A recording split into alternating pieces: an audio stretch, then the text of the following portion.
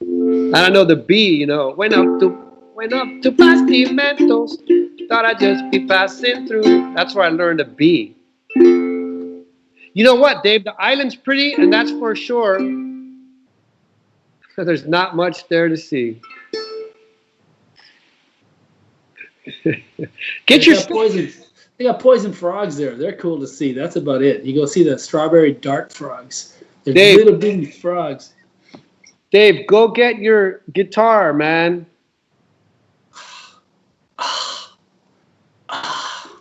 Just to strum it every once in a while. Yeah. Come on, you're a professional musician, 25 years. And that's Shorty and Slim, so there was probably like 10 years before that. Should always have an instrument. Only had a guitar laying around the house. You should probably have like 6. Ooh.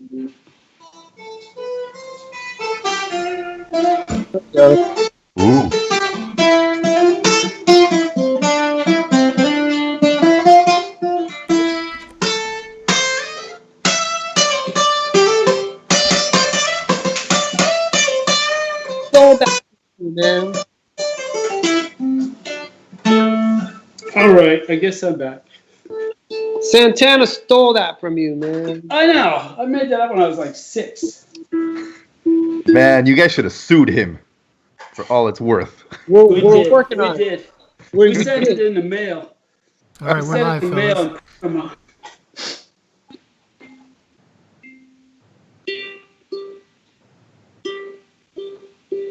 You should be live on Instagram. Can you check that, Joe? Yeah, we're live. We got 2 people so far, me and Kelly.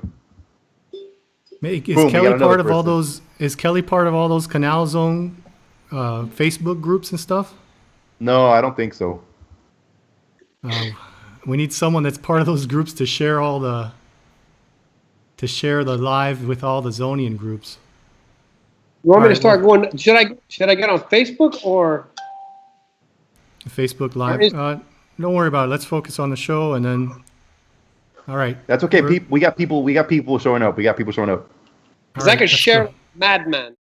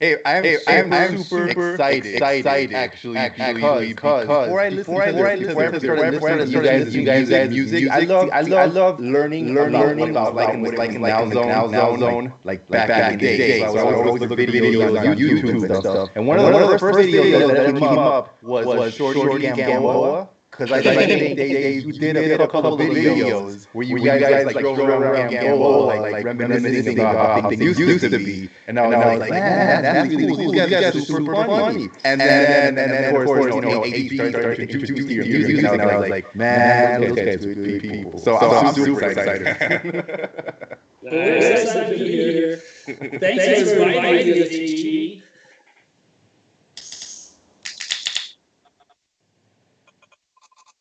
Collaboration.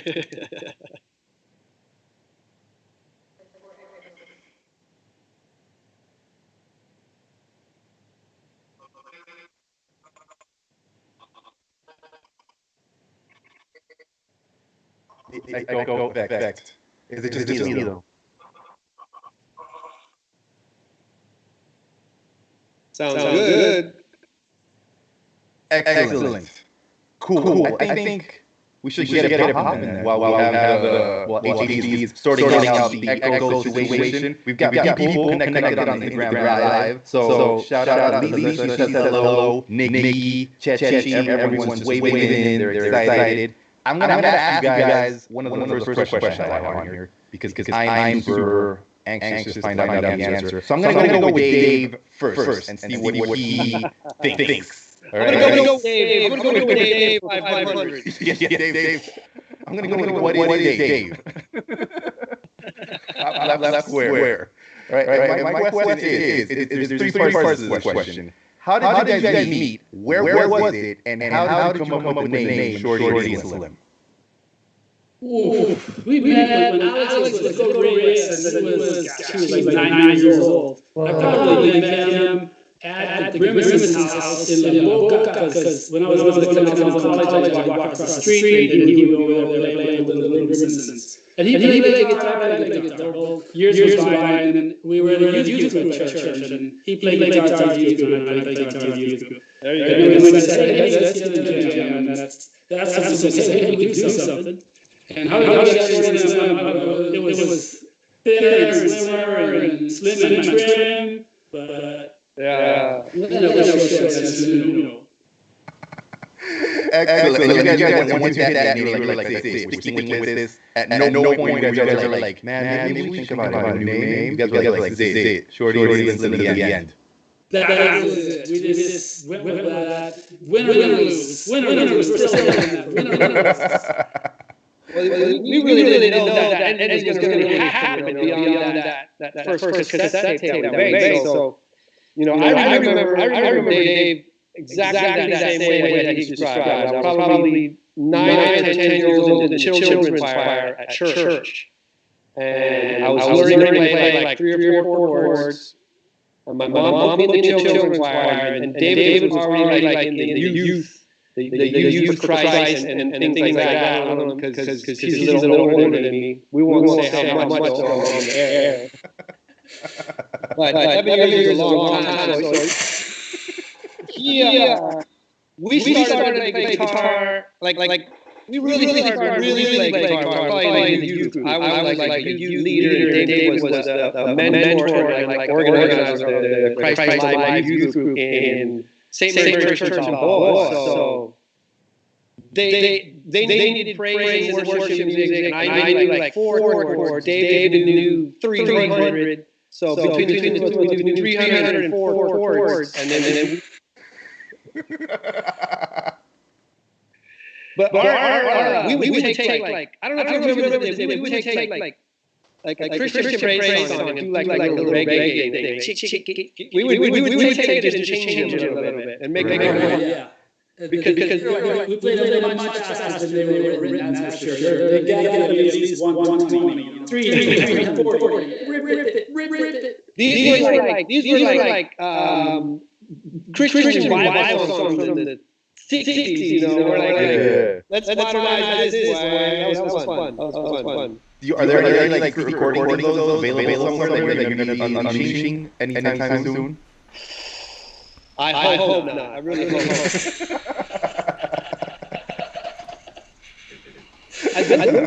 I found some pictures looking through stuff because we're putting together like 25th anniversary video. And I found pictures of that day. You and me and my mom up in Emmaus in the chapel there, like playing something.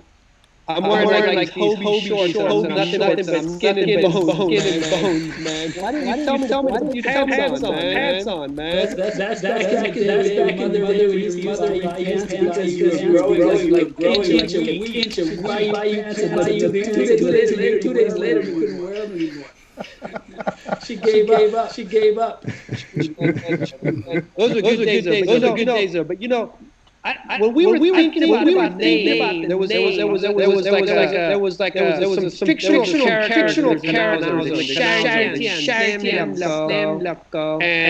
and we kind of focused. The way I remember it, just how funny they were, and how no matter what was going on in the times of turmoil, no food or people looking down on me, they had a funny punchline at the end. And I mean, it just seemed like that's the way working out was working out. The name went well, you know. Yeah. Plus on the first album, even jokes.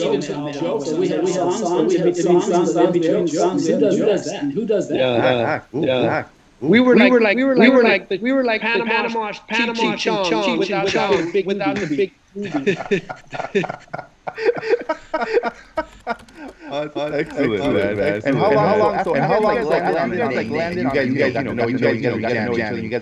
long did it take you guys to record your first album? You guys know right away, record an album, or were you thinking about it for a bit? I think what we're talking about in the church group was like 89, 90. Because I left and went to college. And I came back during summer break. That's where I had David songs, and David pulled out his old songs that I hadn't heard. We hadn't got that level yet. And then that's when we exchanged. I want to say that 91 maybe 91. We didn't really think about recording until Dave got a four track somewhere. And he came up with the idea. I don't know. And that's it. We made like one tape, and then we sat there and made like 12 copies, you know, reel to reel with the speed dub. We made 12 copies, and I took them. I remember this, Dave. Our Civic Center. Guys were hanging out. I took it there, popped it in, and blasted. And those 12 tapes gone. They were gone. I think that was selling for like $5. And I had 12 dollars in my pocket. Gone. That's money, man. I owe you for that, Dave. Did you go buy like a memory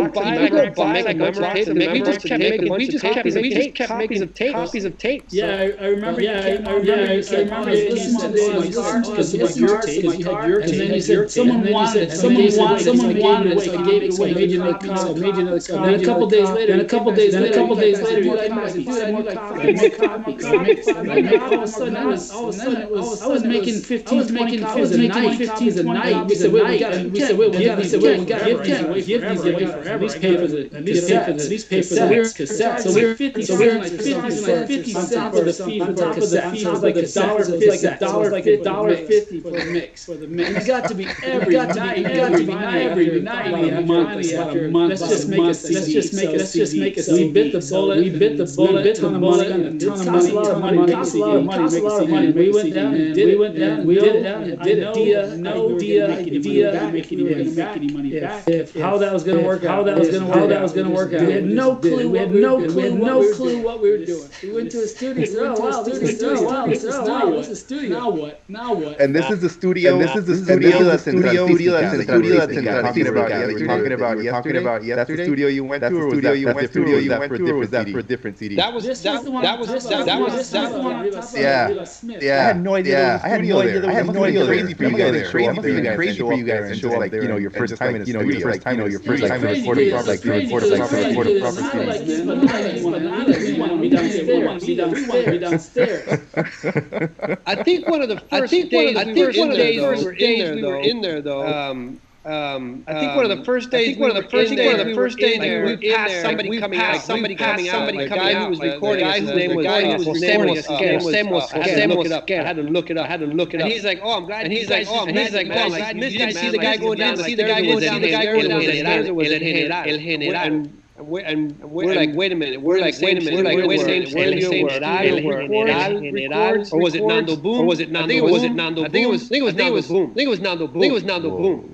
That's when we're like, man, we better do this thing right, man. We better do this thing right because this is no joke, man. Did you feel intimidated? Did you feel intimidated at all? You gotta bring the heat. You gotta bring the heat. You gotta bring the heat. But we did it first. After a while, we kind of took over. We were pushing back. We kind of told the sound engineer, just let us go away. Let us do it. Let us get off the board. Get off the board. Alex is going to run the board. I'm going to play something. Watch us. And that happened really by the second day. We were already him away, doing our own thing. Yeah.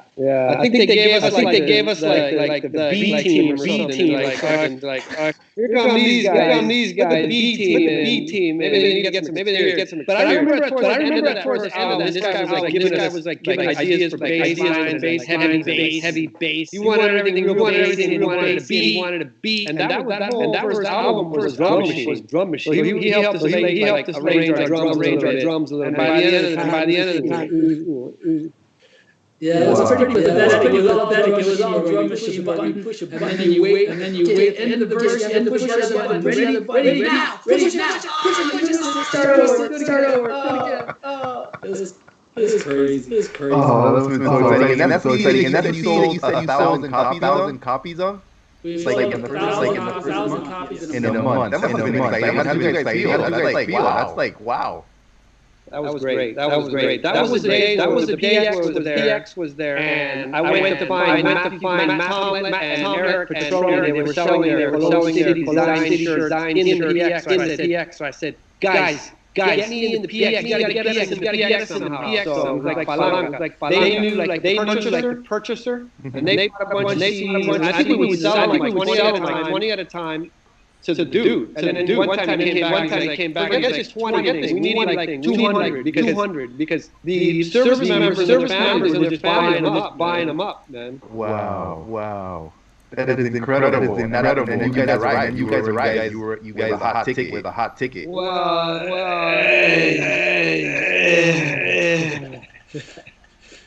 It was nice. It was nice. There was 1,000 people out there that could hear the music and could feel the joy.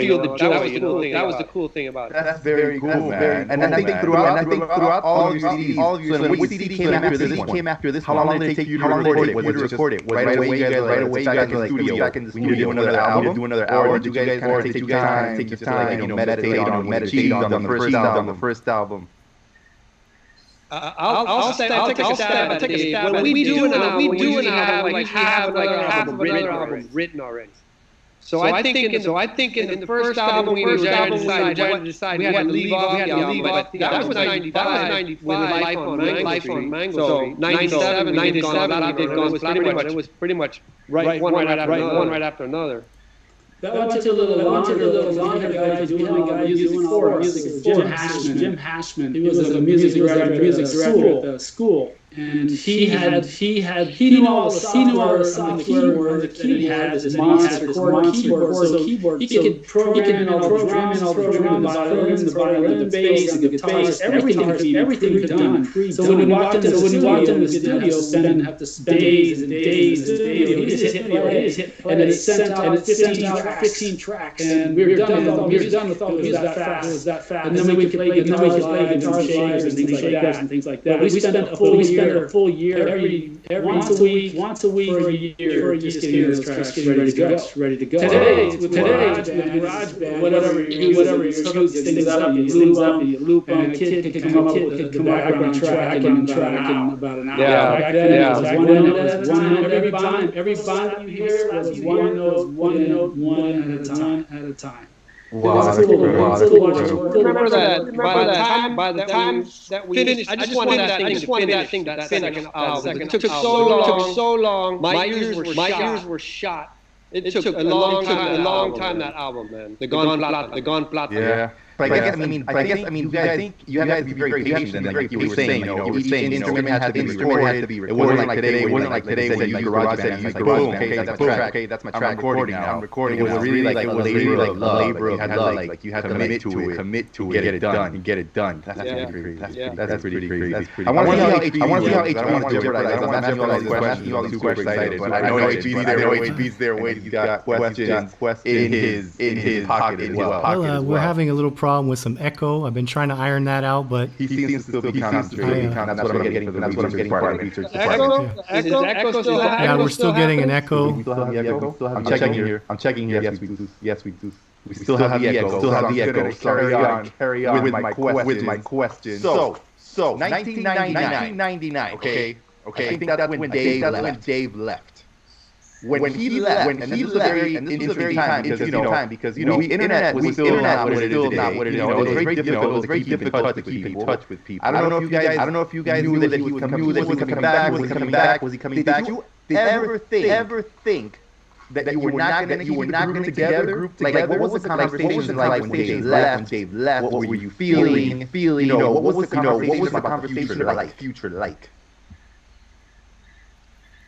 Well, I think if you read the album cover, the back of the album cover, Turd was our third CD that we did in '99. I think there's almost like saying goodbye forever, something like that. It's like it was like Joe was like this is the last one. It's going to be impossible to do something. So you guys at that moment were like, that's it. You had a good run. There won't be any more Shorty and Slim music.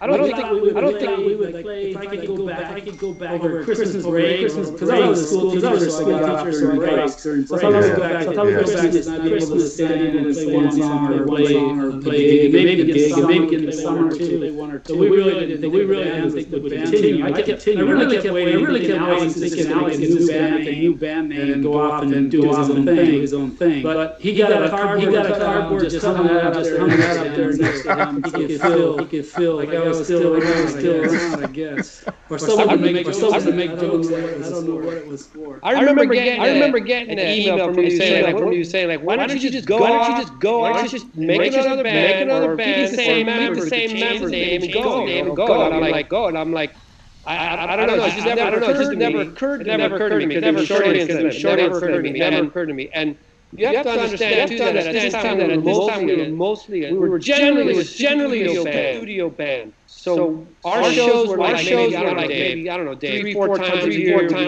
because we didn't have a drummer. We had a bass player. We didn't have a drummer. I was working all the time. My two children were born right there. Dave had 4 kids. So we were just like not performing live. Right. So it could have seemed like if we were just going to fade off into that Turd with the album, and then that's it. But something happened in '99 when David left. We got some calls to play like after Anniversaries Fair and to play a party over here and the yacht club one because we played there before. So you remember that gig we did at the Amador Pool? That was great. That was like one of the last. No, wait, that was in '96. Well, the Panama Yacht Club was still there, but they had nothing going on. I think it burned down in '99, right? Yeah. It burned down in '99, and they built this little shed by the new yacht. Right. So they were calling like, man, we got something. That's when Dave was already in Germany at the time. Roland, our amazing bass player was there. So we're like, let's put something together. I know a conga player who's a rigger on one of the barges. And I went to Nick's guy, and this guy could he would turn over the cooler, play drums on play bongos on the cooler. So I was like, let's just give it a shot. Maybe we'll do a couple Dave's not here. I can sing his parts or something. And it turned out to work really well. That was Omar brought out to practice one day, and he just shredded. And he's a drummer. We didn't have drums at the time. And he had one set of bongos. We jammed out a little bit. That was 99. That's kind of what made Dave left in May of 99. Maybe school year. Is that right, Dave? We left in January. Yeah, we left early. January. Okay. And then now, whenever Dave comes back, you guys from that moment, I guess you come back to Radical. You guys would do sort of like concerts like that. And according to music, or Dave record he is, and then send them over. What's that process like? Oh, that process for me, it's a nightmare. I love the lot of playing, but then he'll call and say, "Oh, we're playing a yacht club on this night. We're doing something next night." And I said, "Well, send me the set list." Well, we play for 4 or 5 hours sometimes. I mean, most bands play for 40 minutes, take a 20, 30-minute break, then they play 20 minutes. And by the time they're done, they played an hour and a half. We'll play 4, 5-hour gigs, and we might not take a break because I'm only there to play one gig, and I want to play. So we play until our fingers are bleeding, and Omar's hands look like sausages from him beating on the drums for 5. Imagine hitting the table for 5 hours. It's insane. But for me to practice for that, then just think of if you have one song and you got to practice, I don't know, 3 hours for each song, 4 hours for each song. Not that much, maybe 3 hours a song. It's a lot. So it's something I look forward to. And then I think, oh my gosh, I'm going to do this again. I haven't played that song since the last time I played the gig. I'm supposed to know the lead. I wrote that lead. I wrote that song. I don't know the words. I don't know. It's been so long. The fun part is when we get there, right when we're about to start the song, I go, "Oh, Dave, we don't do it in F anymore. we do it in G now." What? That's true. Or it's a song that Alex sings, and then he'll look at me and goes, "You're going to sing it. Ready? Go." What? So you always have to be ready for those curveballs. You know that they're going to happen. In the middle of a song where I've never played a lead to before, he'll just all of a sudden start yelling, "Play a lead now!" Okay.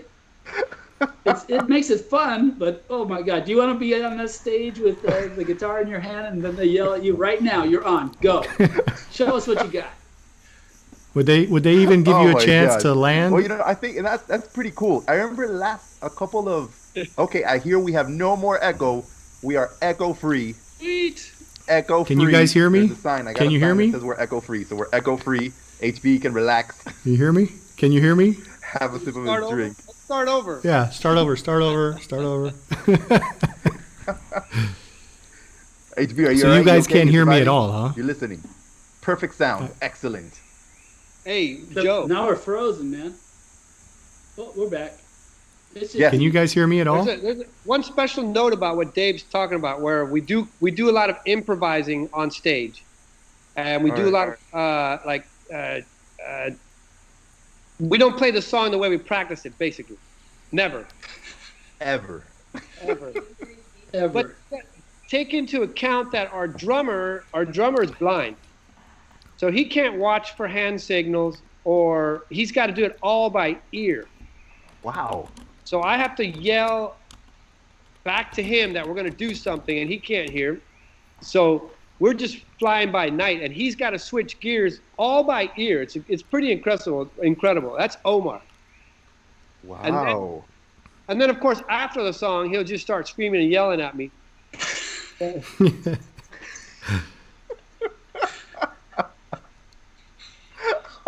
hilarious.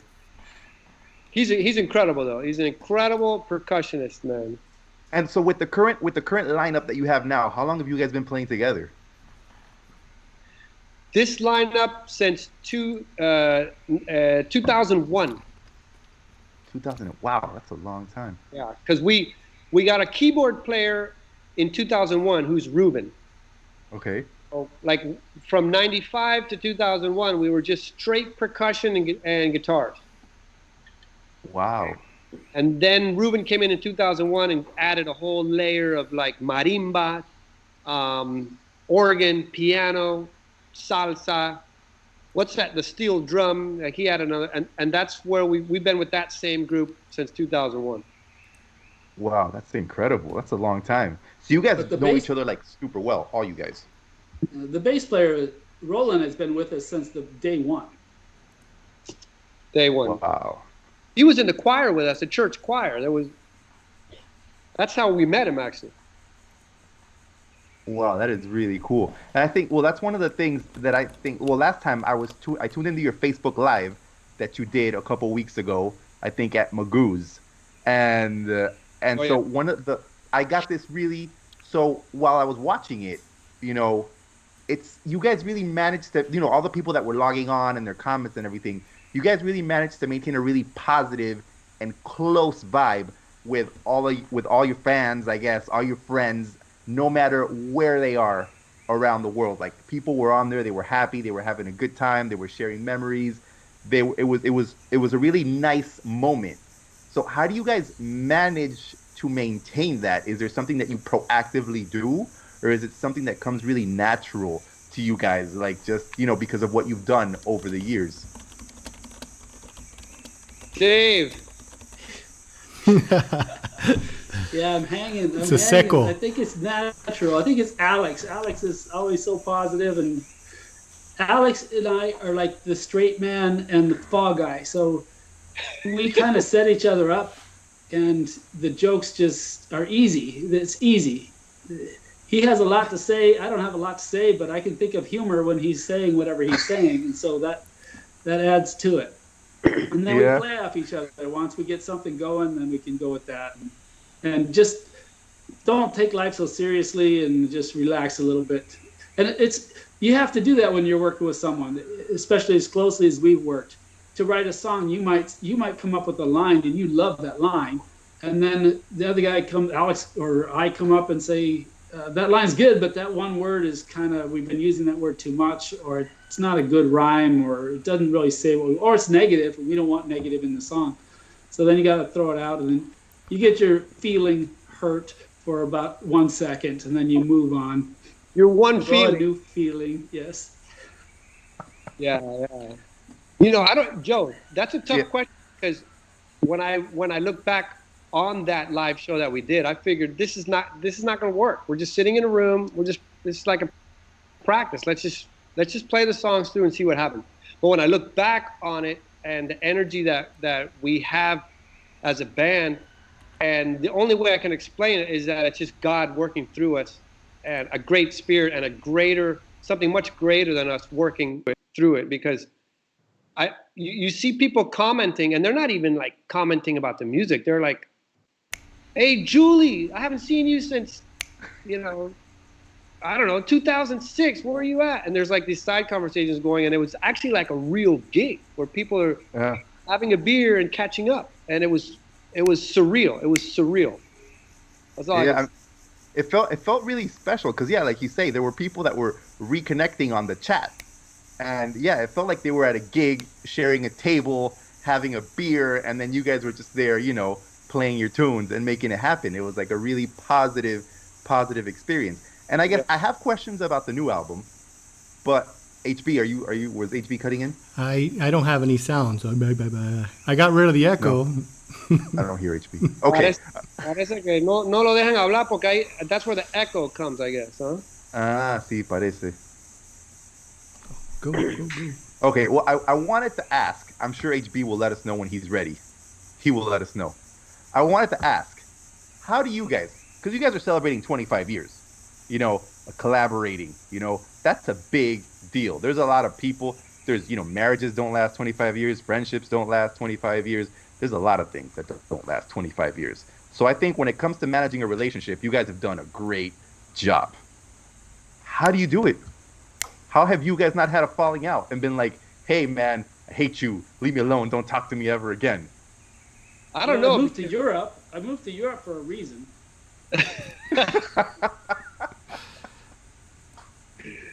Hey, I bet you that's part of it, Dave. That could be part of that. We don't see each other every day. Actually, now that he lives in Alabama and he's a phone call away and we're on the same time zone, I probably talk to him more than I have since he moved. So that could be one thing. But also, too, we're both Christian men, man, and we know that you gotta give and take. You got to give and take, and because Dave's a jerk, really, when you come right down to it. But not with me. He's cool with me. Yeah, I love Alex. Alex is like a brother. Well, I kind of like Alex. Well, I can't stand Alex.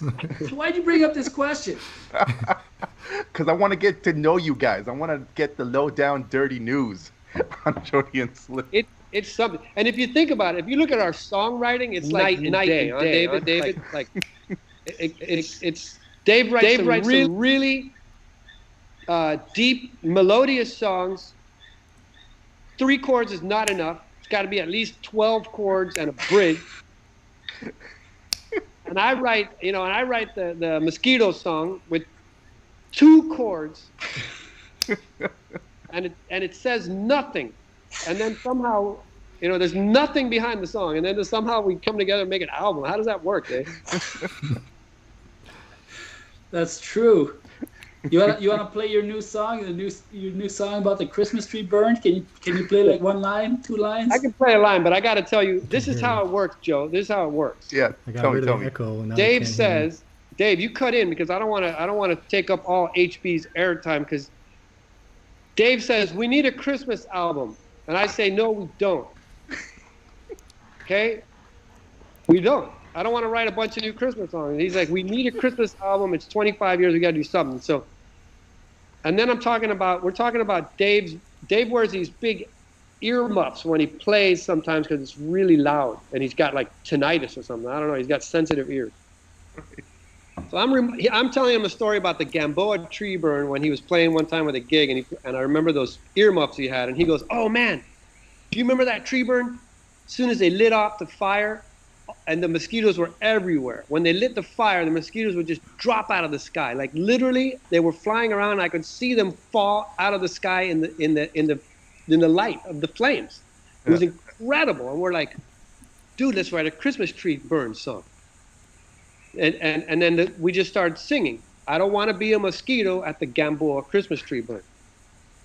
Me no want to be a mosquito down at the Christmas tree burn. That's not a cool place to be if you're a mosquito. No, or if you're a mesquita. Oh, hey, that's why I don't go. That's why I don't go. So then David and Myra are there, and they're like, yeah, but what do you do at a Christmas tree burn? Like, aren't there bomberos there? And like, keep going, Dave. Keep going. What happened next? Well, that year, the band was playing, my band at that time was playing, and the mosquitoes, as soon as it got dark, they're eating us alive. If you've ever been to Gamboa, when the sun goes down, it's insane. We were covered with mosquitoes. And that year, for whatever reason, they decided to pile all the trees in one pile. And someone had gone crazy and gone to all the military bases and got all the trees. So we had over 600 trees. And then he lit it with gasoline. He walked around with a can of gas. And when he lit that thing, it was like a nuclear bomb. And literally, the heat coming off, and oh my goodness. And the mosquitoes dropped out of the sky. And the fire was hot, hot, hot. And the mosquito them drop. And then the bomberos were there, and there was a bombero we knew, his name was Bobby Wombo. So we thought, that sounds like a dance or something. You're gonna do the Bobby Wombo. Bobby Wombo. It's like a word all on its own, the Bobby Wombo. Well, wait, hey, Dave, I said, don't you remember Bobby Wombo? He was a bombero. And Dave said, say that again, Bobby Wombo. Bobby Wombo, isn't that a funny thing that comes out of your mouth, Bobby Wombo? And we laughed for like 10 minutes. Then we look at each other and we go, Bobby Wombo. And we start laughing again. We did it uncontrollably. So we made the mosquito tree burn song. It goes like this. I'll do a verse, right? Yeah, do it. Shoot.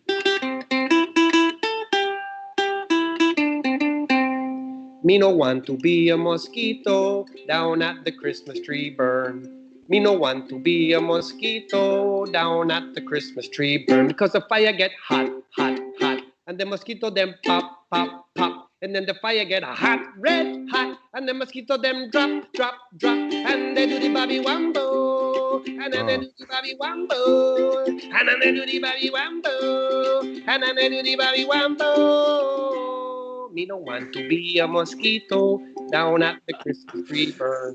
Me no want to be a mosquito down at the Christmas tree burn. The bare leg we bite, bite, bite. The barbecue just right, right, right. We drumming tunes to the night, night, night. And then they make a fire light, light, light. And they do the bobby wambo. And then they do the bobby wambo. And they do the bobby wambo. And then they do the bobby wambo. You don't want to be a mosquito down at the Christmas tree burn. That's it. And, and we wrote that in like 10 minutes, maybe. I love it. That's magical, man. We're still working on it. Now I look at that day. I'm like, shoot. Now we have to make a Christmas album. Shoot, Letta, you convinced me. Hey, I think people want a Christmas album, man. I think it's necessary. Especially Dave, one like that, something they'd never heard before. Dave, what's Yeah. the next? And then I go, Dave, what are we going to call the new Christmas album if we make it? And what did you say? Merry Sassmas. Merry Sasmas. Love it.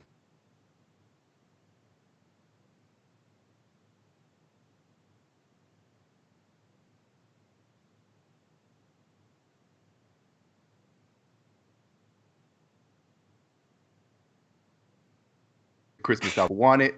The people need it. The people on the Instagram Live, they're saying, yes, please. Shorty and Slim Album? Christmas album. Well, you remember Yes.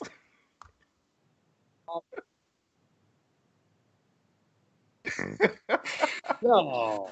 No, not at all, man. Not at all.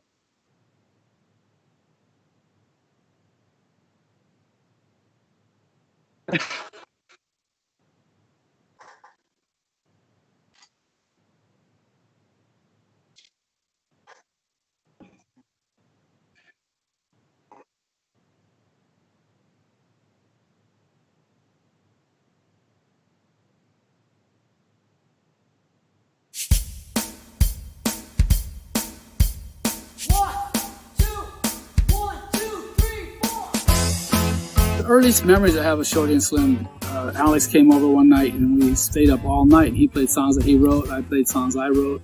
After that is when we decided, we can make this work and maybe we should make an album. Well, we made a tape back in the day. And that took off. That started Shorty and Slim. Do reggae, they can do calypso, they can do pop, they can do rock. Those types of musicians are very unique and shows a lot of their musicianship. What does Shorty and Slim we've got mean a to quick me? question. It always means What's the name of fun. the Christmas It means album dancing. again? And it is It means Merry bringing back Sassmas. old memories. That's the name Such of a the fun Christmas and album. Oh, I good like way. that. Mary Sassman. My wife and I go to the concerts together and have a great time. So Shorty and Slim has become very important to us here in Panama. So I want to no say audio on this congratulations to a great band on 25 years entertaining people. So, video. Celebrando los 25 aniversarios del grupo, aunque yo nada más tengo 19 años en el grupo. Conocí a Alex Reyes, estábamos en la iglesia, y yo tocaba el órgano, y él se me acercó un día, hey, ¿quieres venir a una práctica mía, que no sé qué, con el grupo Shorty? Y yo, dale, yo puedo. Roland playing bass, one of the best bass players I've ever heard. He doesn't do just one little simple note. If you listen to the album and the way I wrote the bass part and then the way he plays it, it's a whole nother level. Alex and Dave have been able to write so many fantastic songs that were not just about the Canal Zone, but that are about Panama. Man, the joy that you brought people, the tears that you brought people. Thank you from all of us, Zonians, Panamanians, and Americans, and people around the world. Thank you, Shorty and Slim.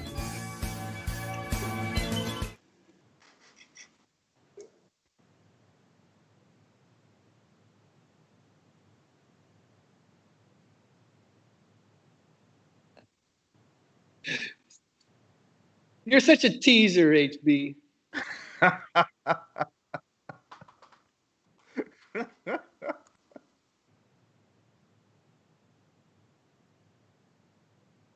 Not yet. We're waiting for you, my friend.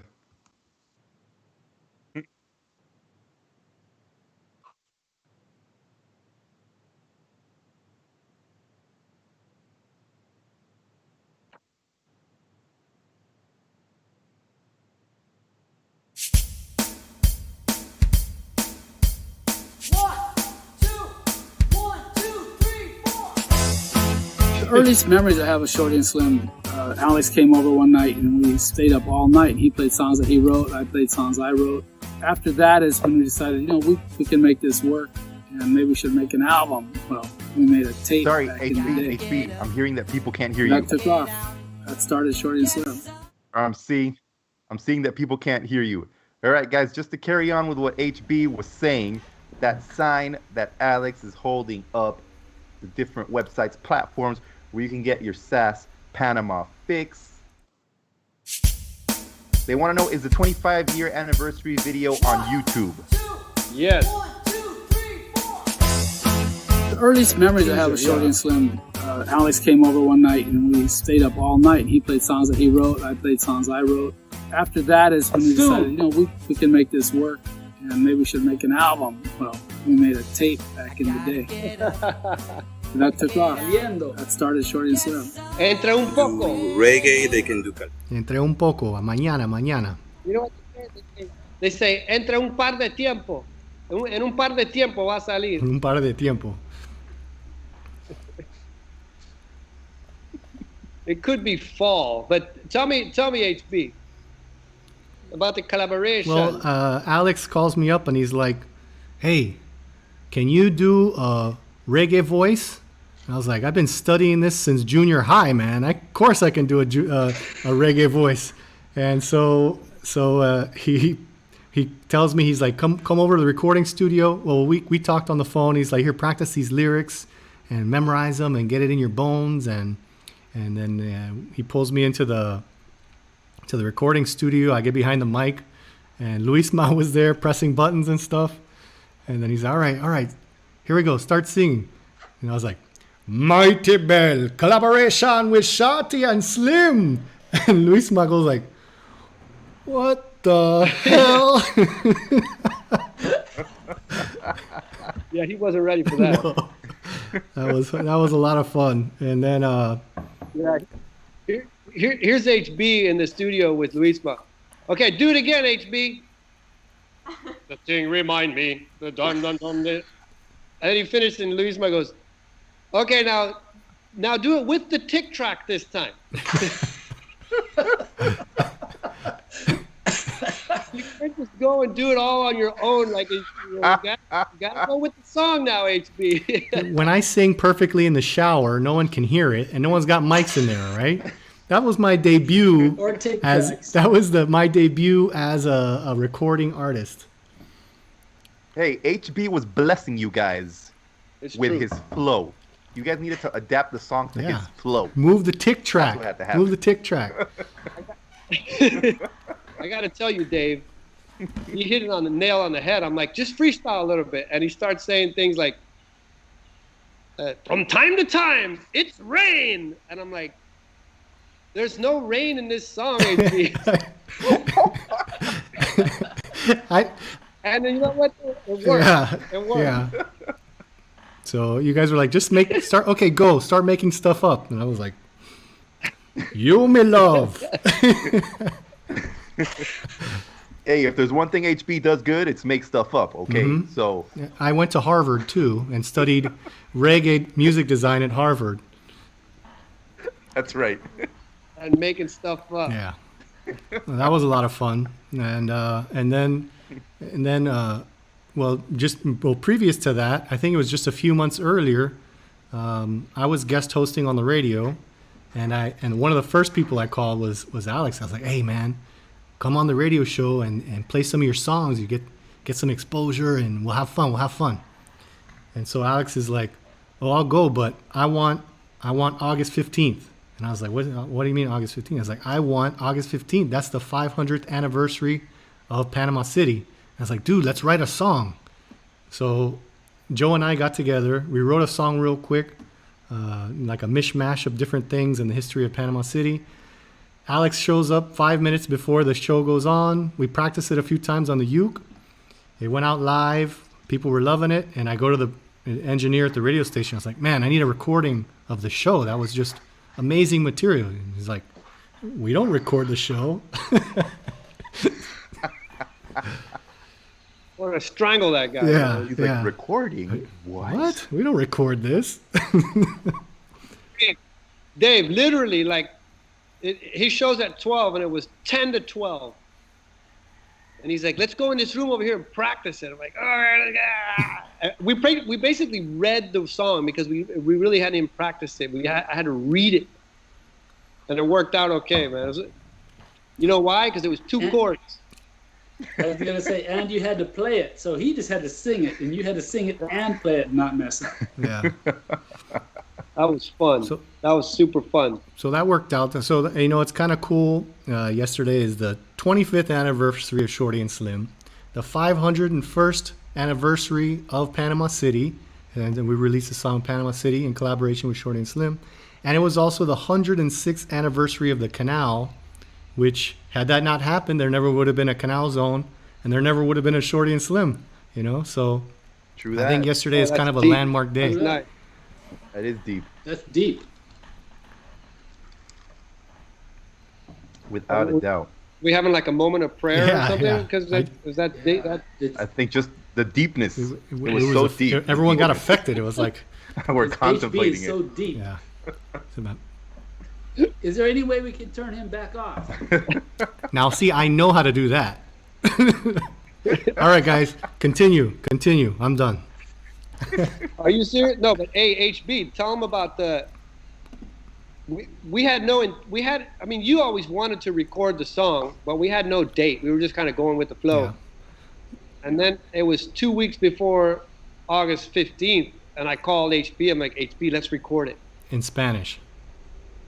in Spanish. Oh, you had no Spanish lyrics. Yeah, you. No, it was in English. I think you were playing Oh, it. you had You both? played it on either the Magoo thing or something else, and someone heard it and was like, "Hey, that you guys need to make that in Spanish." So you called me. You're like, "Dude, you have to translate it." I was like, "All right."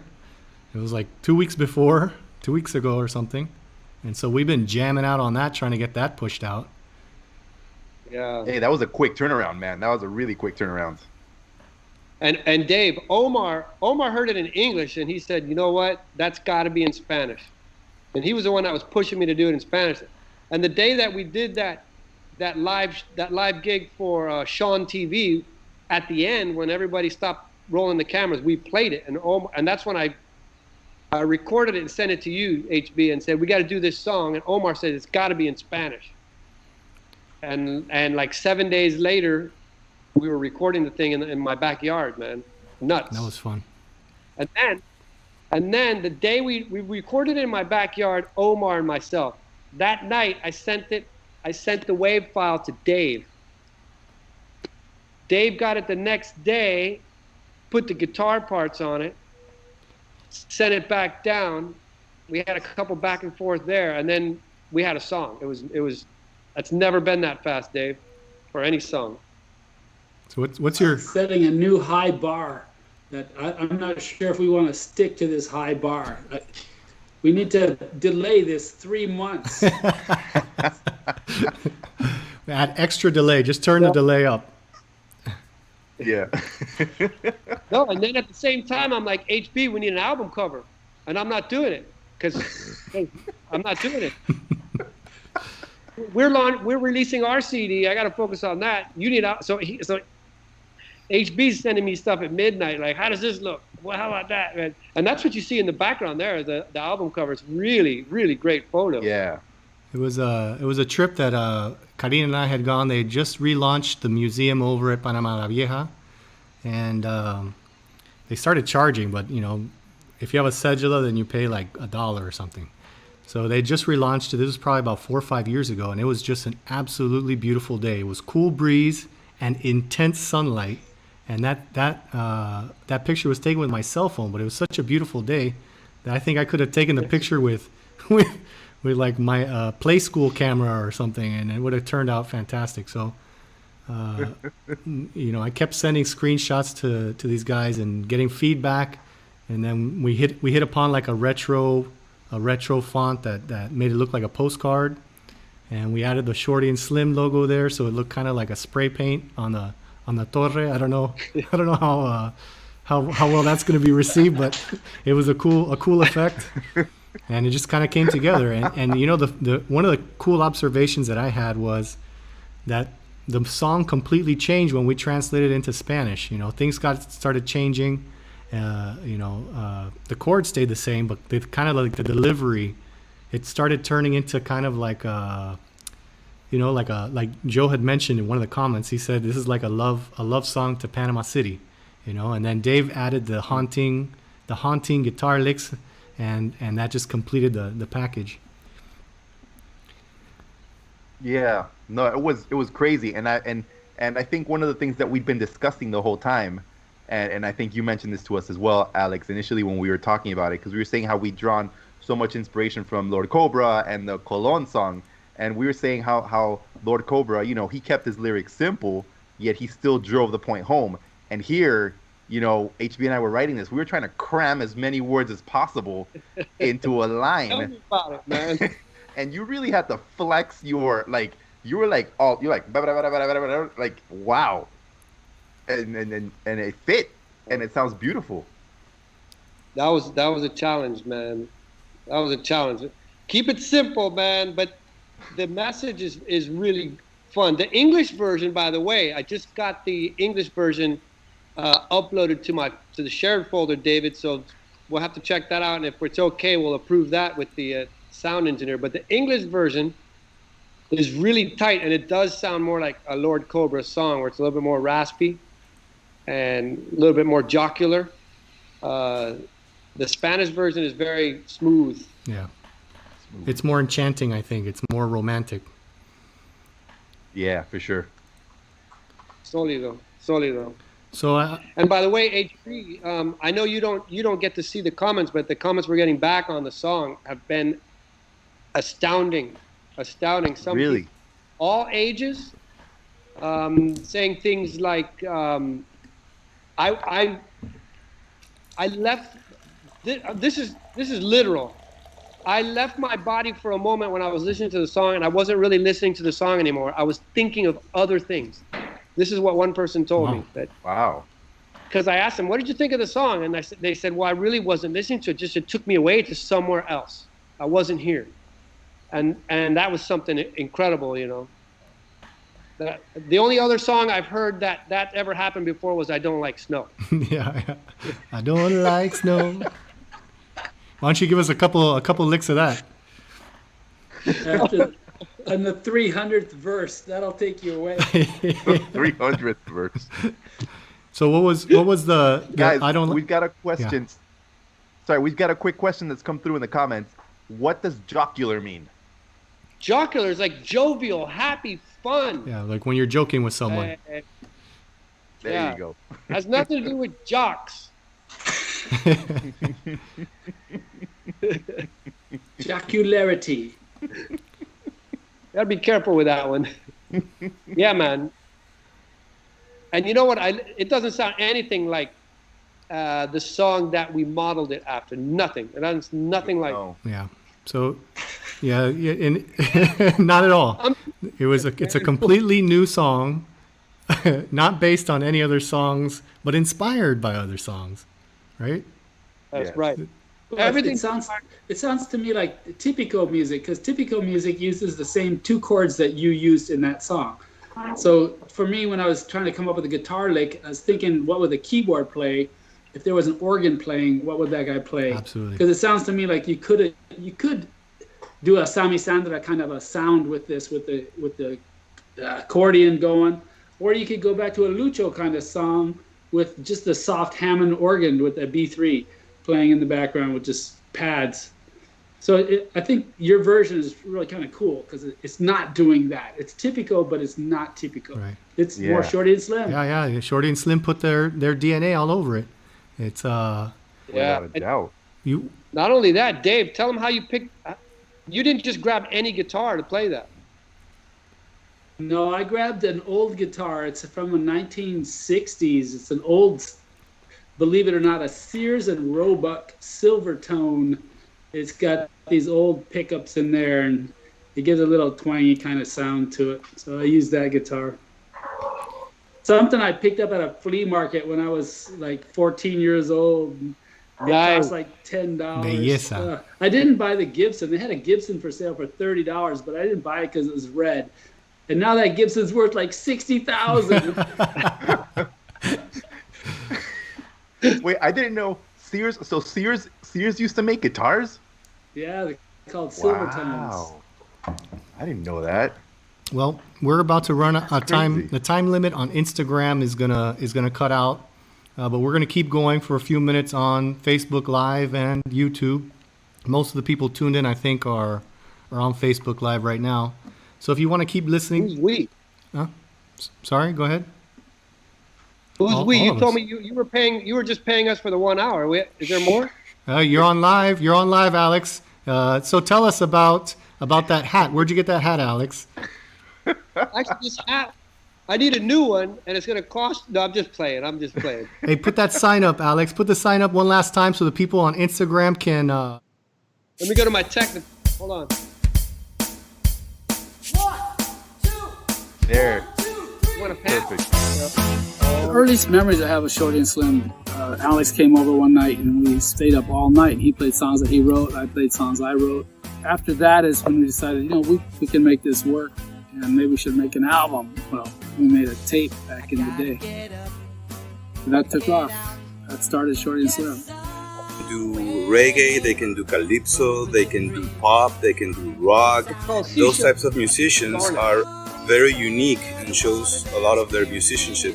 What does Shorty and Slim mean to me? It always means fun. It means dancing. It means bringing back old memories in such a fun and good way. My wife and I go to the concerts together and have a great time. So Shorty and Slim has become very important to us here in Panama. That's the sombrero pintado, right?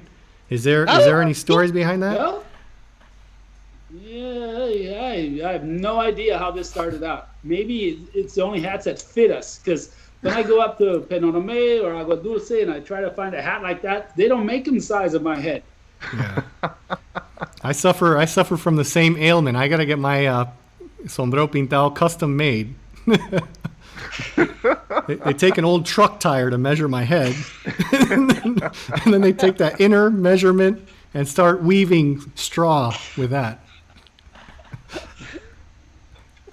I don't know. I was looking through old pictures because we're trying to get this documentary going. And Dave, I'm not wearing this hat anywhere in any of those videos or any of those pictures. And then there's pictures from the yacht club. There's pictures from like class of something. We always used to do a little mini reunion. Remember that? We do like class of '74, and I'm not wearing the hat. And then all of a sudden, like 2005 or something, the hat appears. So I don't know where. Good question, HP. I don't know where it really came from. I've always worn a hat though, just these Montuno hats just around, but I never wore it like this. Isn't that supposed to mean you're available? No. Are you available? Available. Yeah, But like I when you go to the fiesta, you put the hat up like you're looking Okay. for accompaniment on the dance floor. I thought it meant that you were ready to like throw down and fight. Oh, well, maybe you throw down some nice music. No, maybe. Maybe a listener can give us some tips because I heard that when you wear it like this, it's how I usually wear it, like doing whatever. This is just you're smooth, you're smooth businessman, right? If you, Move. Very smooth. Smoothly move Very towards the middle of your take, please. There, right there. Stay right there. Stay right there. you wear it like this with the back up and the front down, that's when you're a player. You're like, Ah. So You're like the Mac player's the not- knife. But the player's not smooth. this is like Pedro Navaja would wear it like this. All right. All right. Yeah. All right. Pedro Navaja. And then if you wear it like this, with the front up a la pedra, but the back down, maybe that means you're available, like Joe says, when you're going to like a ping ding. And then if you wear it with up, the front up and the back up, this means that you're a hard-working man in the fields, pushing the cattle through. Means that you're a worker, a working man, Ah. a blue-collar cholo. You're like a machete. You're like berraco. Machete. You're machete. So I'm going for like the halfway look, Dave. It looks like you've been riding your bicycle to the gig again.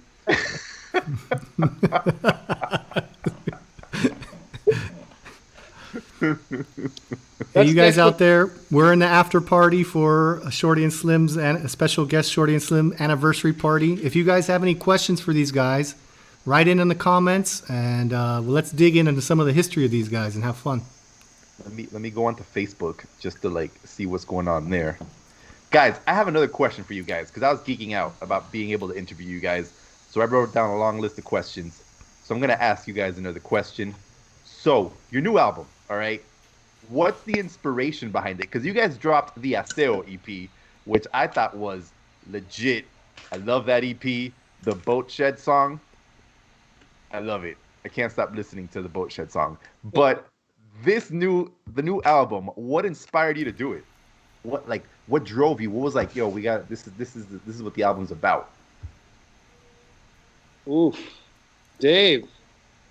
I'm looking at the album here, and we've got 14 songs on it. So when we started thinking about this thing, Alex had already written Puente de Vida, and we've been playing around with that song for a couple of years. Stop Sign has been around for a while. They put a stop sign on Carr Street, so it's talking about the old days and how things have changed. They put a Circle of Death in Albrook. You know, what are they thinking, putting a Circle of Death in Albrook?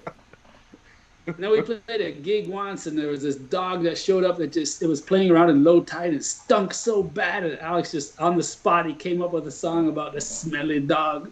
Smelly! And we had done Never Quit a few years back, and we had that released. It never was released. It was on YouTube. Can you tell us a little bit more about that? Never Quit? Yeah. Go ahead, Alex. Never Quit is actually Eric Petroni began it as an awareness event for like heart disease and brain bleeds and stroke, and to try to make people aware of how to predict these types of things, high blood pressure, how to predict these things so that you can avoid it, because his father had suffered from a stroke and was nearly paralyzed. And then over a long time of therapy, they brought him back, and they asked him one time, Dad, Eric asked his father, what would you like to, if you could say anything to us, what would it be? And they gave him a piece of paper, and he wrote Never Quit on it. So they got funding. I think a lot of it was from the U.S. Navy and Marines, and they did these big events called Never Quit, and they were like 5K runs, push-ups on the beach, wellness, awareness, and they would do blood pressure checks, and people would just come. It was like a one-day event, and it got bigger. So Eric Petroni's a big Canal Zone. He loves the Canal Zone. He's from here. So he wanted Shorty and Slim to represent what he felt was the Canal Zone for all of his Americans that would come to this show. To this event. So like the third one he did, he said, you guys got to come up and play for us. So we went up there. I think the first time we went, we just did our normal Shorty and Slim stuff, right, Dave? Yeah. He flew the band from Panama up to Jacksonville Beach, and he flew David in from Holland, and I think we did like a 3-hour show, 3-hour show. And that was great. And we got us a lot of exposure, and he was able to show other people like this is a Canal Zone. It's America, it's Panama, it's a mixture, it's Canal Zone. So then 2 years later, he invited us up again, and this time we played Friday, Saturday, and Sunday. We played like 3-hour gigs back to back. And since we were going to get so much exposure, we decided to write a song specifically for the event, and the song is called Never Quit. So that was in 2013. We didn't have any other music, just that, and maybe some ideas. So that's why we released that one as a single. But we really didn't promote it. It was mostly for Eric and the Never Quit campaign. And that's kind of where the song where it stayed for it lived on iTunes, and it lived on Amazon Music for a long time. It just sat there. And So we thought, let's just put it back on this album because it really is a great song, and we just didn't push it hard enough. Excellent. That's the history of the song, though. All right, beautiful. That's a beautiful backstory. And you guys out listening out there, let's get back to reading the rest of the tracks and see if we can dig up some more behind the scenes info. I love all this stuff. Dig it up. So what comes in after Never Quit? Next, we have a song called Seashell, which I wrote. It was a reminiscing song. So here's a seashell that I found on the beach, and I took it home to remind me of you. And here's a key that I found that we had to the house on the island in Canadora or wherever. And here's a stone that I found in a fountain when I was in this city or that city. Just things that you find like in your top desk drawer or your top drawer where you keep your socks, and there's a rock in there. Like, where did that rock come from? Yeah. That kind of thing. That's beautiful. And then the chorus is, every time I start to sing, it reminds me of the places I've been and the things that we've done, that kind of thing, reminiscing. So it was a really beautiful, kind of a love song. And then Mighty Bell got a hold of the song, and he started rapping over the top of the song. Collaboration, Mighty Bell and Shorty and Slim. Time to time, success. That was a lot of fun. And that story that you're telling me about Seashell, it reminds me of what Raul said in the teaser of the 25th anniversary. Shorty and Slim does reggae, they do calypso, they do rock, they do pop.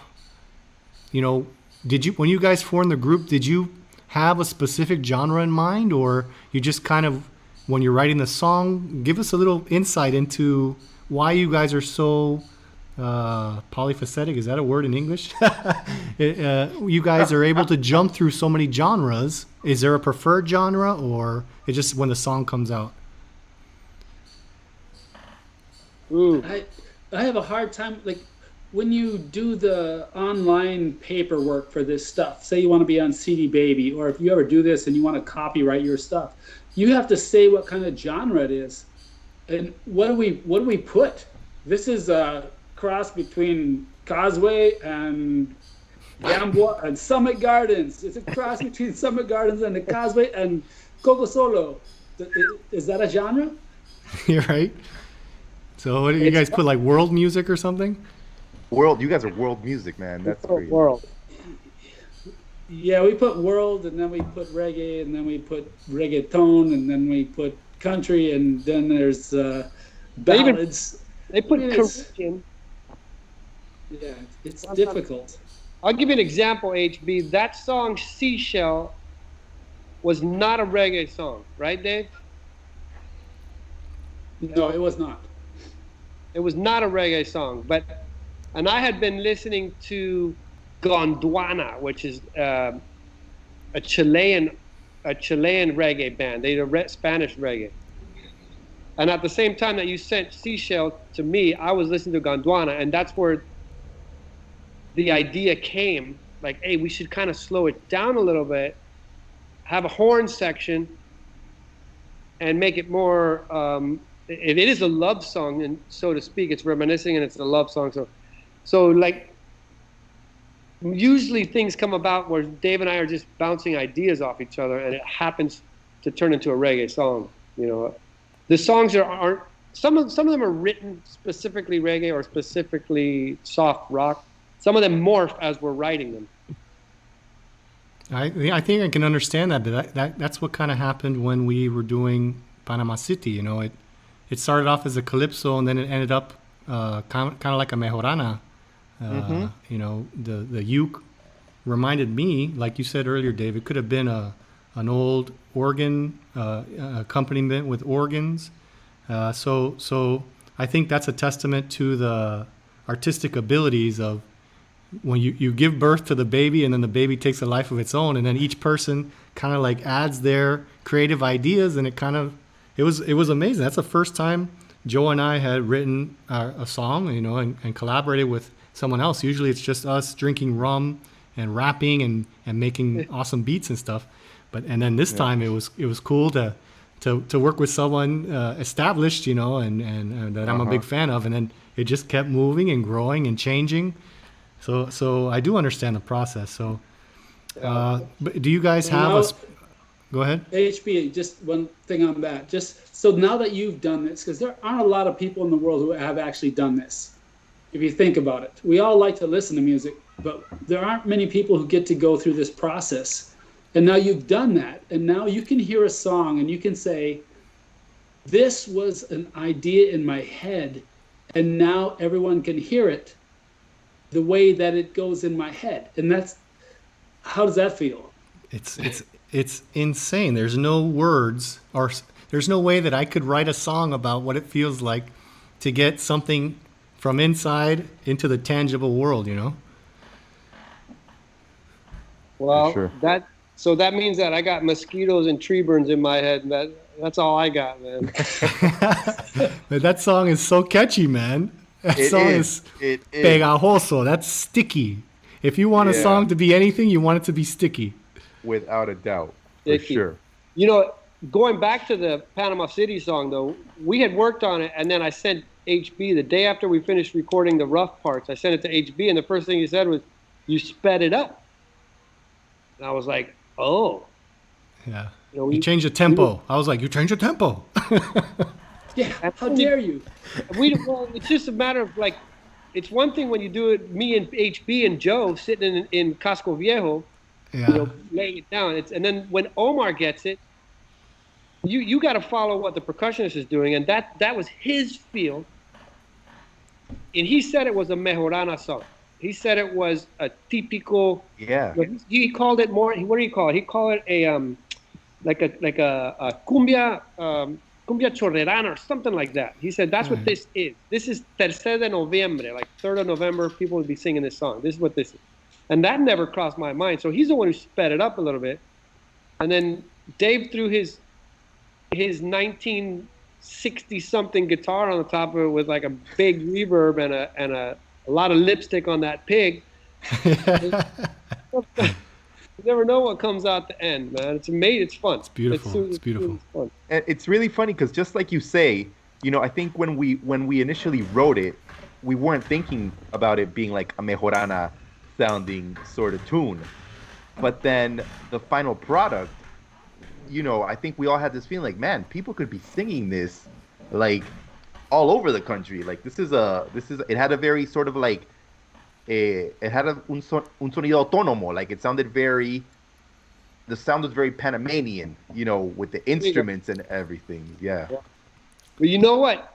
Even in spite of that, there's a guy that lives down the street, an old man, and I went to visit next door neighbor, and he popped his head over and he goes, "That's calypso." He heard like the first few measures, so Yeah. it's got That's some of what that in there. One of the friends of ours from the play we were in, we shared it in our 1903 chat, which is a play made about the independence of Panama in 1903, set to music.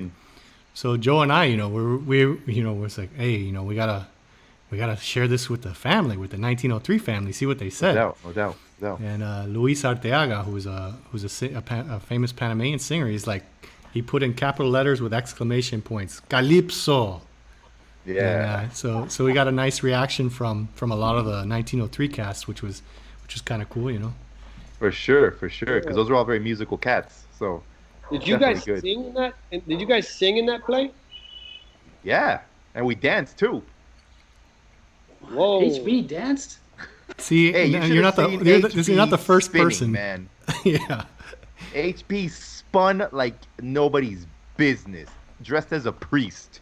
Yeah. Take that. I think what Andrew after Miatis is tuned in. He made a comment earlier, and he was actually there. He went to see the play, and he got some nice video of me spinning in my priestly habit. Nice. Yeah. HB. I tried to get tickets to that thing. That thing was sold out. Like the last 3 weeks were sold out. Like by the time I heard about it, I thought, oh, I better go check it out. I heard there's a good play over there. Let me go check it out. It was sold out, Dave, for like a month. Hey, you know what? The thing is, when people heard that HB and I were in it, they were like, man, we got to get tickets to see that show. Yeah. So that's why, you know, the new single, the new album, they're gonna sell out. They're gonna sell out. All you guys listening out there, there's only a limited amount of digital downloads. Download it today. Download it today. And that's why he needs a big hat. That's right. That is very correct. Yeah. Oh man. So yeah. So all right, what's the next track? I love this backstory that we're getting with each track. It gives it so much more picante. Grillo is the next track. Grillo So is it. this is a song Alex wrote about his father. So go ahead, Alex. It's all you. Well, what had happened was, no, I was driving down the street, and that one came to me straight away. HB, those are one of those that come straight where I was like, who that, who that, who that. So I started writing about a basketball player, and it was about me at first, because I'm skinny bones, and when I used to go play basketball in like in gym in Gatun and in Margarita, I go skinny bones. Whenever I'd make a shot, I'd run back down going skinny bones. Your battle cry. That was it. Because people would see me walk on the court like, okay, this guy's tall, but he ain't got nothing. He's like a feather, man. He can't do nothing. So they'd call me Flaco. Hey, Flaco. Ven acá, Flaco. So anyway, the song was called Skinny Bones, Who Dat? Skinny Bones. But then I thought, man, I really didn't get very far in my basketball career, so this song is going to die. Man, the NBA missed out. Let me tell you something. You would be tearing it up. So I started writing it about a fictional character, and then I realized, don't be a stupid ras. You fara play basketball, play in the Olympics. What are you doing? You have the story right there. So I went back to my parents and I looked through a photo album and got a bunch of ideas. And there's one picture in the photo album of my dad when he went to Colorado University to play basketball. There's a picture of Wilt the Stilt from Kansas University playing against the Colorado Buffaloes. And there's like 4 white guys and Wilt the Stilt in the middle, and they can't even touch him. He's so up there and out of there. And it's a picture from the Colorado Buffaloes newspaper. So I'm like, dude, my dad played with Wilt the Stilt. This is crazy. Incredible. So put the song together, and it was first written in kind of like a hillbilly, like a Bojangles, like, and it's kind of still has that groove to it. But Omar threw like these toms in it and made it a little more like rock and roll. And Omar loves classic rock, so when he heard that, he really took a big bite out of that one. And he was like, we got to do stops through it. Like, you have to stop and just stop cold and then start up again. We got to do that. So we added that into it, and I think it was the day that I was about to approve the final mix, and Evan Rodonici says, I hear a guitar in there. And we're like, dude, don't do this, man. Like, this How much time did that tack on? Guess who they call? And this was when David was in Holland still. So we had like every time we sent you something, it took 24 hours to get back because it was nighttime over there. And Evan was in LA. So like 4 hours behind me, and David's 5 hours. That probably tacked on another week. But the actual sending back and forth of the files was very fast, very fast. So now there's an electric guitar in that song, and that thing, as usual, it's another level with the little electric guitar licks, and they're just in the right spot to add color. So that's Grillo. Who dat? I love it. I love the backstory about your dad with Wilt Chamberlain, man. Yeah, man, for sure. Wow, that's incredible. On the back of the picture, because it's a letter from my dad to his mother here in Panama. On the back of the picture, it says something like, "Mira este." The translation was, "Look at this freak of nature." It's a jirafa. Wow. Yeah, like, look at this freak of nature that came to our college and just smacked us up. Wow. I love it. All right, what's next? What's next down memory lane? Let's do a deep dive on these tracks. Well, we'll do No Fish for You. No Fish for You is a Calypso song, and I wrote it to be a Calypso song. And it was just for fun. I was banging around on the guitar, and I started talking about somebody and trying to get food, and someone's yelling, "No fish for you! No fish for you!" And it just feels fun to sing. So it started off as that. And then I put it in bastimentos, and the guy's up there and he's starving to death. And so he goes to the cook and asks for food, and she says, "No fish for you, no fish for you." But and it could also be double meaning, one of those double entendres where he's trying to go out with the cook and she's telling him, "No fish for you." That's in the spirit of Calypso right there, right? He right? gets some fish, but he has to marry her to get to his meal. So typical Calypso song. Yeah, double entendre in the Calypso. I love it. And then my daughter gets to sing. Alex came up with this rhythmic, it's a response to the refrain. So I'm saying, "No fish for you, no fish for you." And my daughter's saying, "No fish, no fish, no fish for you, no fish, no fish, no fish for you." And it turned out really nice. That was a syncopated background voice, and that took a while to work out because it doesn't quite go with the rhythm when you're a singer and you want to sing something. And you tell somebody to do something syncopated, it's tough. That was fun, and she figured it out, man. She figured it out. That was good. So just to give some backstory, how many family members and collaborators were there mixed into these different tracks on the album? Yeah. Well, Kat is considered part of the band. Even though she got married last year and couldn't come to any more gigs, and now they're awaiting a baby, huh, Grandpa number 2. Couple more months. That's awesome.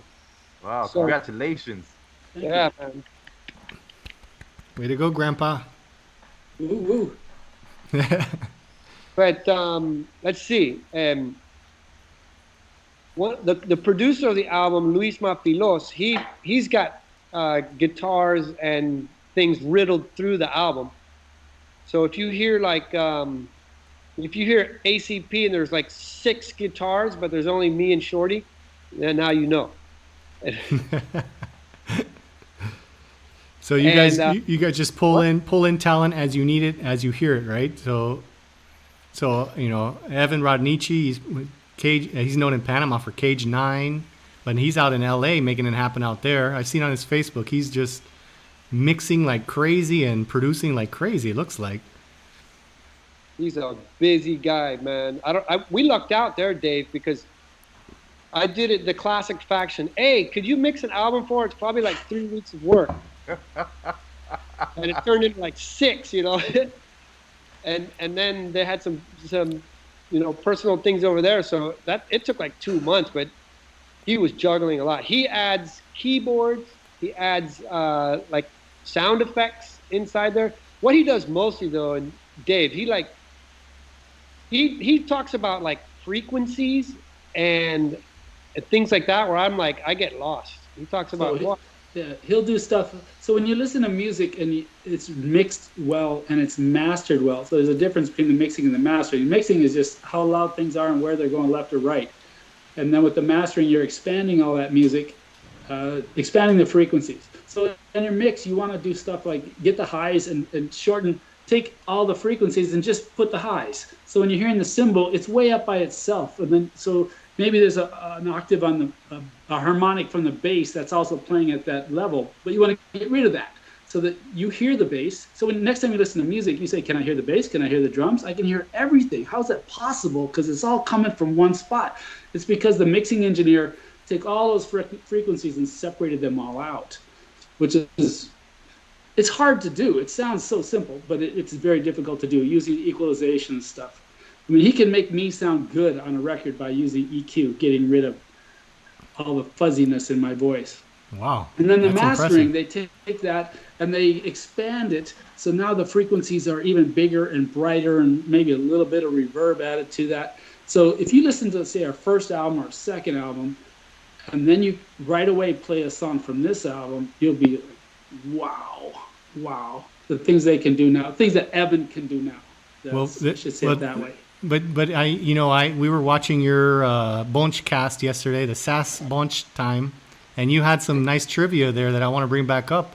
I think it was the second or third album you recorded in Evans Superman. What was it called? The Mega Man Studio. Master Blaster Studio. I think he was like in 9th grade, maybe 10th grade. I don't know. He was young. And he had his bedroom with the tinfoil over the glass. And his bed actually just was a mattress. And we just folded up against the wall to make room so we could fit in there. One microphone. And he had some high quality equipment and ADAT tapes and things I'd never heard of before. Dave remembered something I had forgotten. He lived in a house right in Corozal on that road that runs parallel to Gaillard Highway. So Gaillard Highway was like literally maybe 150 feet from the house. And there was a bus stop right in front. So we must have caught like the last Panama Colón or something every night we were recording, because you could hear this. And we would have to stop recording and wait for the bus to go. And we knew when the bus was coming by and we were running out of time. I also remember recording in that studio. We'd go there and like he'd be eating dinner with his family downstairs. He's like, just go on up. I'll be right up. And this is like somebody's house, like his sister would be walking to the bathroom. We're like, we felt kind of awkward. And we just go sit in the room and wait for him to finish family dinner and then come up. That's neat. And now look at him now. He's out in LA mastering. And by the way, Dave, that was probably the most impressive short explanation of what mastering is. That was a good explanation of what happens during the recording pipeline. All right, man. What's the next track? Hit us with some more Shorty and Slim trivia. Yes. Well, now we got a couple that are, well, I'll group all these three. We got Aseo, Se Le Compra, and Canal Zone Nice, Panama Nice. Oh. They're all a whole different style, but they're different. And part of our albums, and I like to keep it that way, is that I like difference. I don't want to hear the same kind of song over and over. I don't want to hear 12 Journey songs in a row that sound all the same chords and everything. So we're going to mix it up. We're always going to mix it up. And I don't think you can mix it up any more than Se La Compra. Yeah, can I ask about that one? Because when I heard that one, I was just, because I always have the guys coming down here with a Se Le Compra, Nevera, Estufa. So I was like, whoa. I totally felt identified to that song. And then you added some rap in there. Who's the rapper in that song? Because I love rap. So when I heard that, I was... There's three... they call them beats songs, and they're produced drum machine, but they're not really a drum machine, it's a computer programming. They're programmed drums. And they were produced by a guy named Ignacio Humeres, who's a young guy that's like full of ideas and full of energy. And he's pretty tough in the studio too, man, because like if you cross him, he's like, dude, no, we're not doing that, no. He mixed, he recorded Panama City, right? He recorded Panama City. And then he recorded those three songs. So I'm like, dude, you recorded these songs, but you don't appear on any of them. So why don't you rap over the top of this? And he does not rap. His genre of music is like this melodical, progressive rock. Right. With like crazy chords. So this is not his style, but he had that voice that worked really well. And I'm like, dude. Man. So we wrote a little rap right there. And then he throws these little ad libs in there. And it's funny. People think that that's actually like some famous rapper. That's what I thought. I was like, man, who'd they get to rap on this song? Wow. That's Calle 13, man. The day that I was waiting for you to show up at the radio station, the chatarra guy drove by. So I always had a big laugh about that. Yeah. Hey, and tell me about the Boat Shed song, because I was listening to that song the other day, all right? And I was listening to it loud on the speakers, and Kelly, my wife, she's like, man, that sounds very specific. I was yeah. I got a friend in Holland who says we should go to the administration building with huge speakers and just blast it at the building. I love it, but did you manage to, like, because you wrote a denuncia and you sent a letter, like, as per the song says. All that happened, and it True didn't story. for nothing. It didn't mean a thing. Actually, you know what? I have a friend that told me last week that now that the ACP has removed everybody from that property, they were going to build a port there. Now the port's not going to happen. The port's not going to happen. Did you hear that, HB? The port is not going to happen. So all that land that's up for they gave it back to the Adi, and the Adi owns the land now to do whatever they want with it. So, dude, they're going to build another boat shed there, and all these people. Okay, I think we need to get some backstory here. Like, Yeah. so at the end of Diablo, if you ever go down to the spinning club, right towards the end of that road, at the end at the tail end of Diablo, all the old boat sheds were there, and in the Canal Zone times and the PCC times, you could, I guess you would lease it from the PCC. So people had their sheds there that had been in their family for, I don't know, possibly generations, I don't know. But they had made additions to it. They had living quarters there, and it was a place for them to store their boats and in close proximity to the public boat ramp. So when A lot of cayucos are kept there, right? absolutely, HB? I think they were kept there. So Later on, yeah. Years later, they were. right, Yes. and so with the turnover of the canal and the associated properties, the people who quote unquote own the sheds, they didn't own them; they were leasing them. Were given notice that they have to leave the sheds, and of course that created a lot of turmoil in and around the Canal Zone lifestyle and the new ACP style lifestyle. That created a lot of turmoil. So this song is a long time in the making, I think, right? Yeah, he started playing this song, actually playing it live in the band probably 4 years ago, or whenever this happened. There was a girl, can I say names? Yeah, Marianne. And she came to Alex and told him this whole story. And she was always fun because she'd show up to gigs with a tambourine and she'd just jump up on stage and play along with us. She was part of the band. Wherever she went, she was part of the band. She was the tambourine. She came up with this story. She gave it to Alex. Alex started doing this song. And it was kind of following another older song, the melody kind of the same. And it fit right in. So go ahead, Alex, you're back. So then how did you get the full song out of it? It was kind of like a joke because Marianne had a party at the boat shed because they were supposed to be tearing it down. So it was going to be the last party ever at the Diablo boat sheds, and it was super fun, very well attended. It was right on the bank of the canal, and we went and did this big group picture, and it was goodbye, and it was beautiful. It was sundown.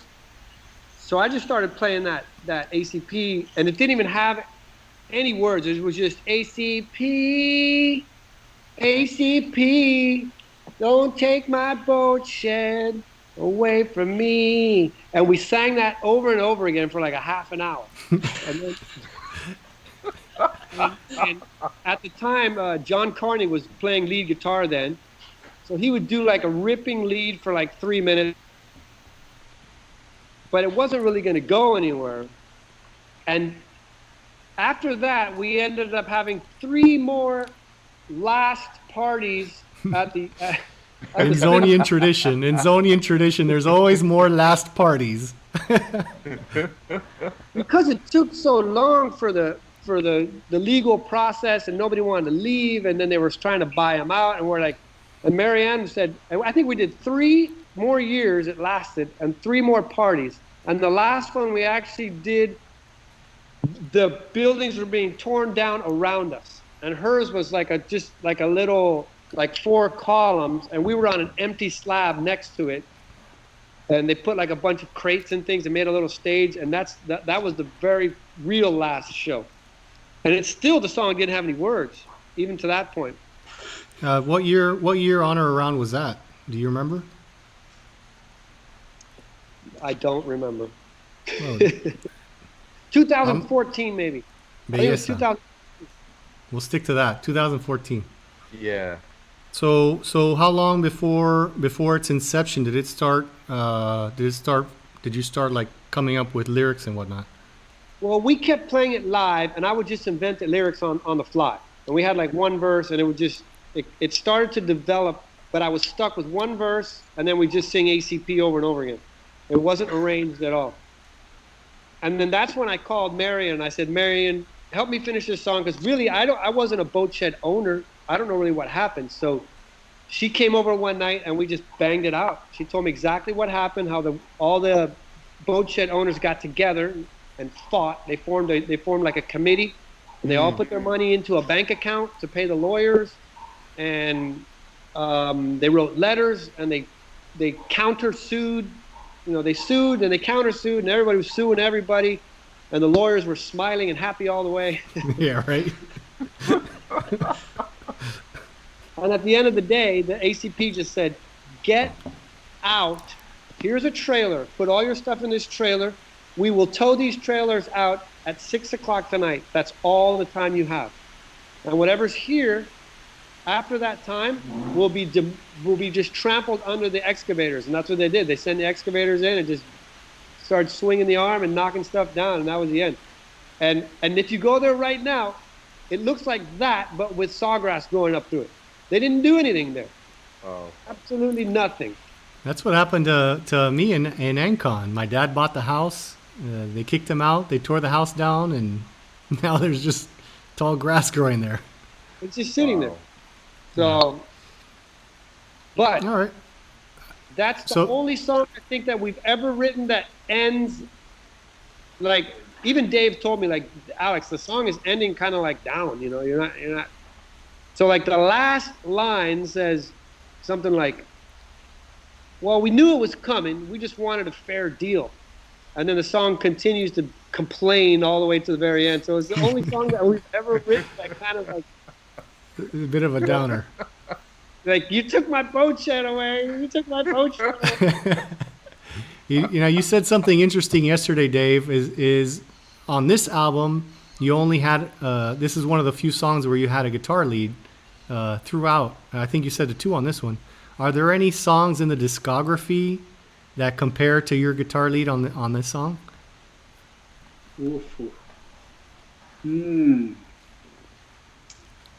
Some of the little leads are tough. Like the lead on Mango Street, just that little lick. To get that thing right when I'm playing live. I can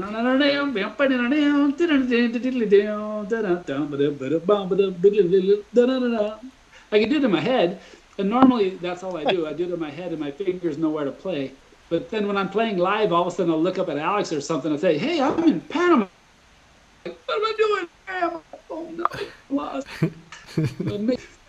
Yeah, you know what? This one was a fun lead. Tell me. It was fun to do. I'm looking here at CDs. I have another CD laying here. It's called Crutch Hiker. I was in a band in Germany for a little while. This band, Crutch Hiker.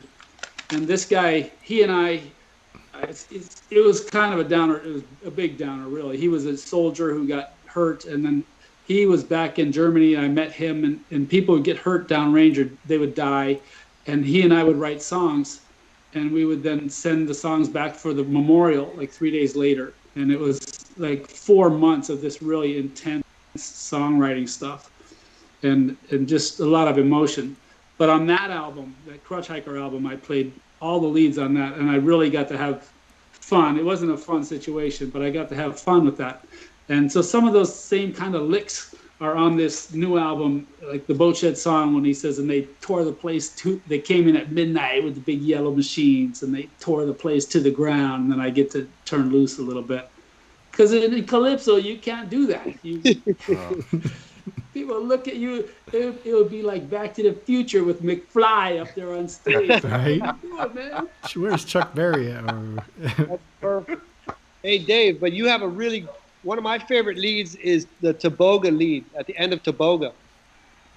That's true. That's like a Santana lead there. That was fun. Like a minute and a half Santana lead. Which album is that one on? That's on Rust, Termites, and Huega Vivos. But that's number 4? That's the fifth album. Rust, Termites, and Huega Vivos, and it's called Toboga. Track 7. I just pulled it up. Yeah. All right, let's go back down the memory lane. You have another anecdote for us, Slim? I do. The title of that album, Rust, Termites, and Huega Vivos, sounds kind of, it could be taken in several ways, but the whole point of that is that was the time when Panama was going through a huge real estate boom. Like, prices were out of the sky. People were coming in by boatloads, and every plane was full. There was no Panamanians on the airplanes anymore. Everybody coming down here was not Panamanian. And so David and I came up with this slogan saying, don't come here because there's rust, there's termites, and there's huega vivos. And that's the way we like it. We like it that way. But we don't. But it was funny. And it's kind of like shooting yourself in the foot because these people that are coming are actually the ones that love our music so much. So, but it's super fun name of an album. Rust, termites, and huega vivos. Boy, that's our Panama. Can you tell us the story about the cover art on that one? That one's super interesting.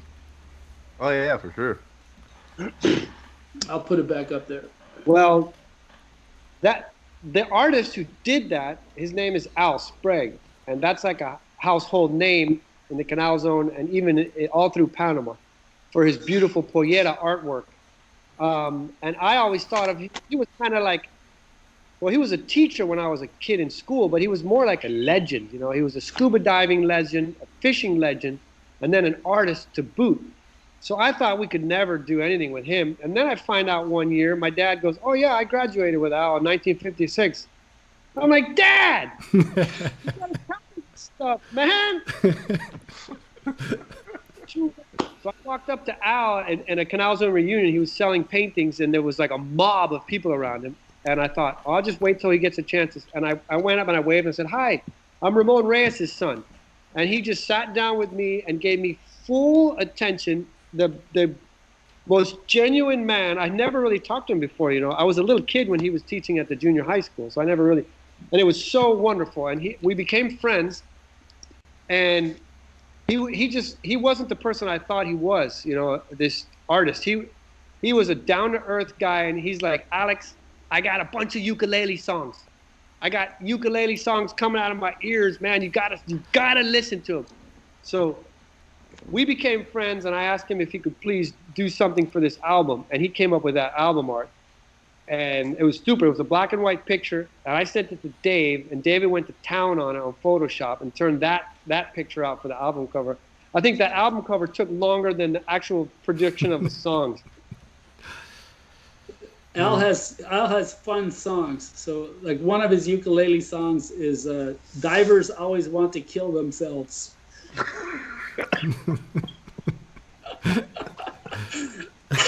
That's so true, right? Let's go deeper. Yeah. More. He's got we sat down with him. Can you guys hear those dogs going off? It's not too bad. All right. Okay. I sat with him for 20 minutes, Dave, and he played all his songs for me, and our videographer at the time, Rob Knott, he recorded it. So I have a DVD over here. It's called 20 Minutes with Al Sprague, and it's all his songs. It's crazy. And then the next year he came down on a fishing trip. We went to his studio. We went to Salt Mine Studio with Pam Clark, and he just laid them all down. So we have his recording, raw recordings of Al Sprague that we want to make an album called Friends of Shorty and Slim. And that maybe come after the Christmas album, Dave, maybe? Yeah, maybe we could put HB's song on there. Merry Sassmas, everyone. I like the idea. Well, wait, isn't there a grillo there? A little callback inside the cover art there? Yeah. There is, yes. It is, yeah. Let's see if I can find that. I can hold this thing in the right spot. Come on, catch up. Come down a little bit. There he is. Back out. Back up. Here, let me. I gotta go left to go right, right to go left. I don't know. Maybe I can help with technology here. I don't know. Zoom. He's right on the fourth. Use the technology, HB. Use the technology. Here we go. We're gonna zoom in. Zoom.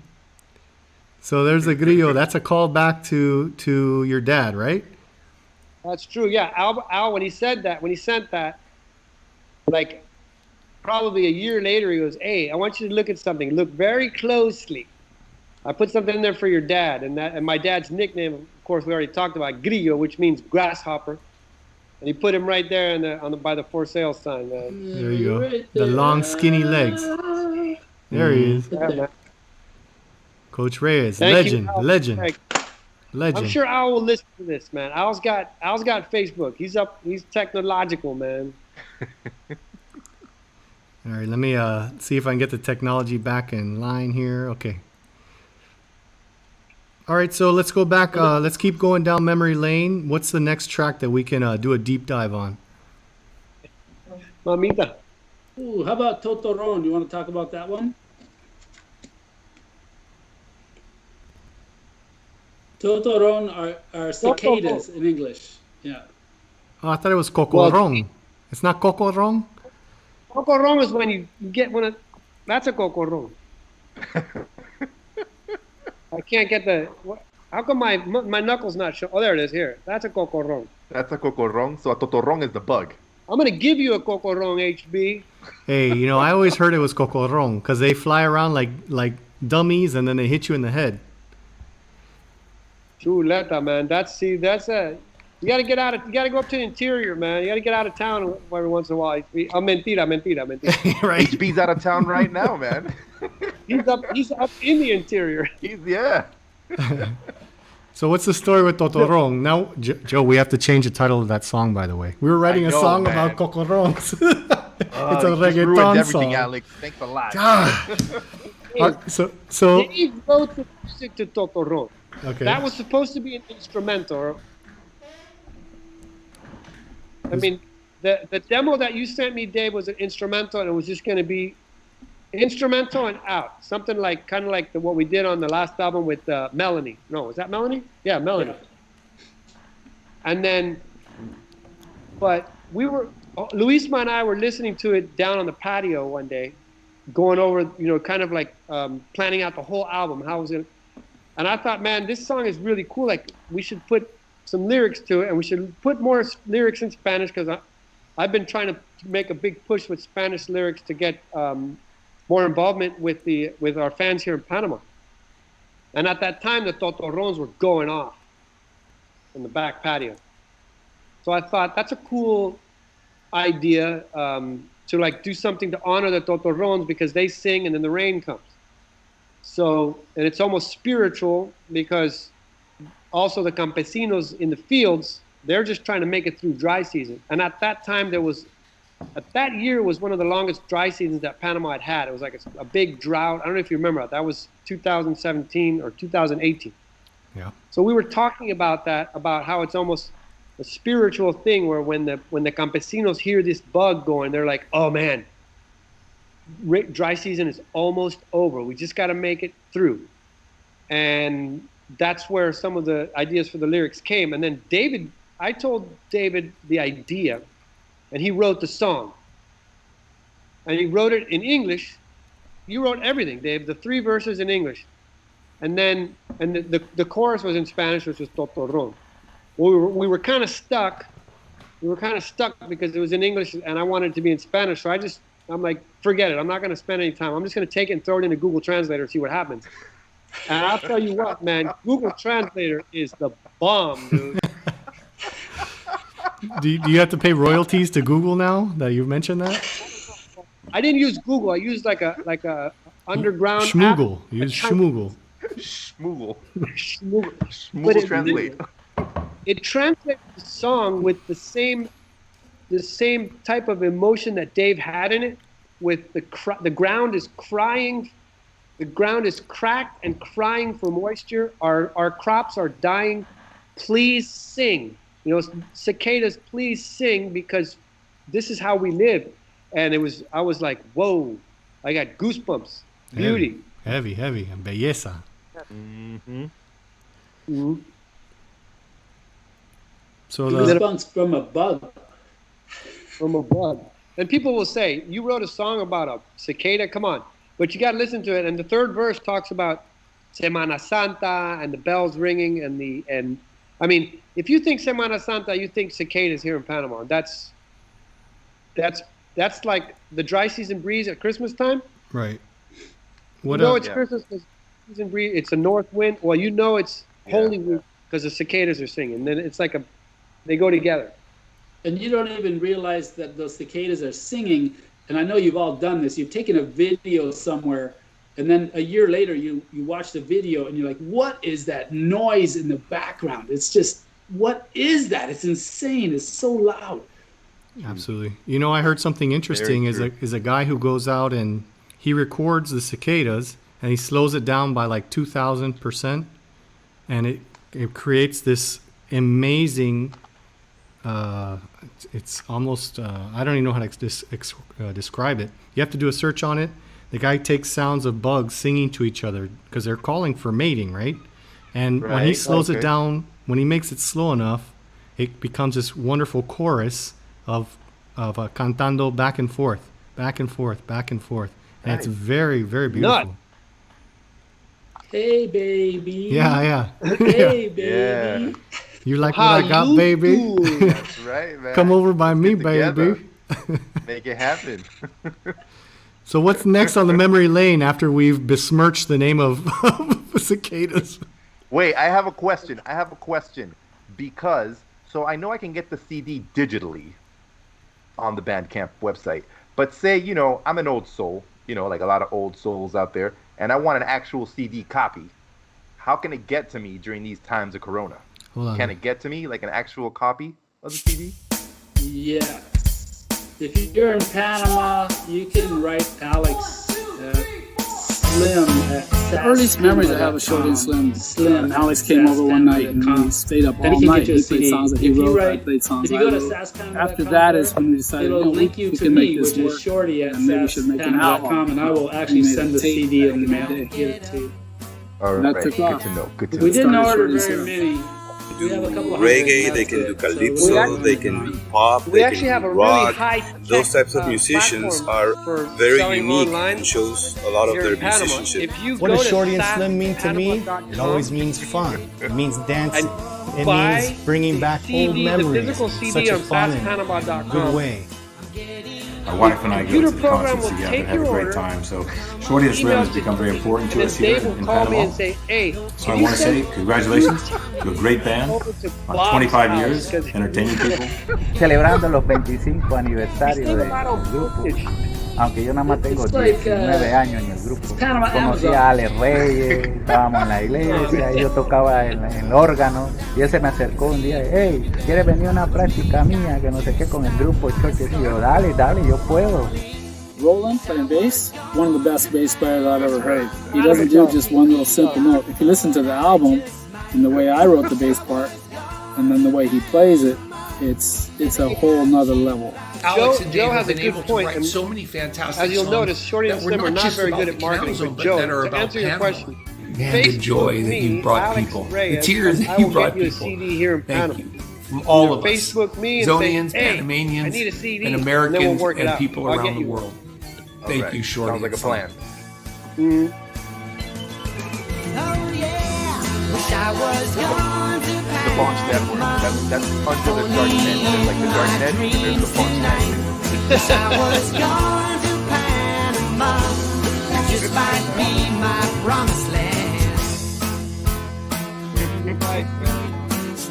That's it. You gotta just make something up and you'll hear about it next week.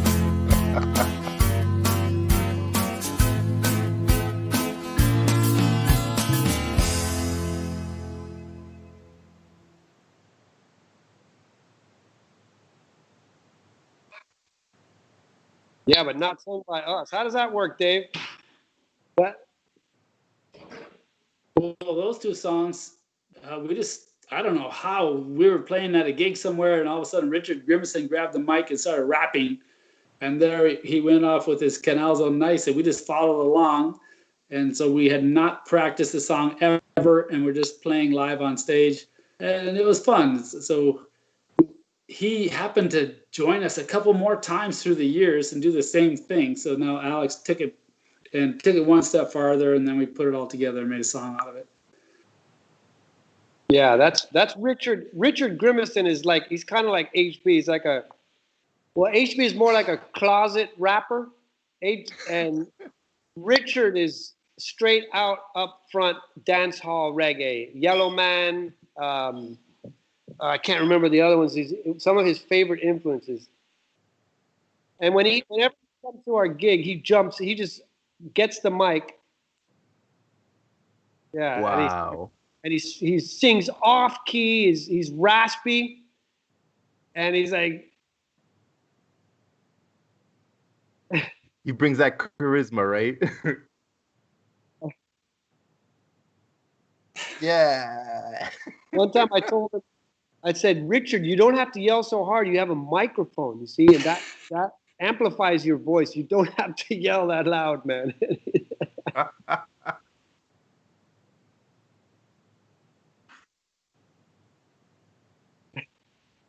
Nice. Unstoppable.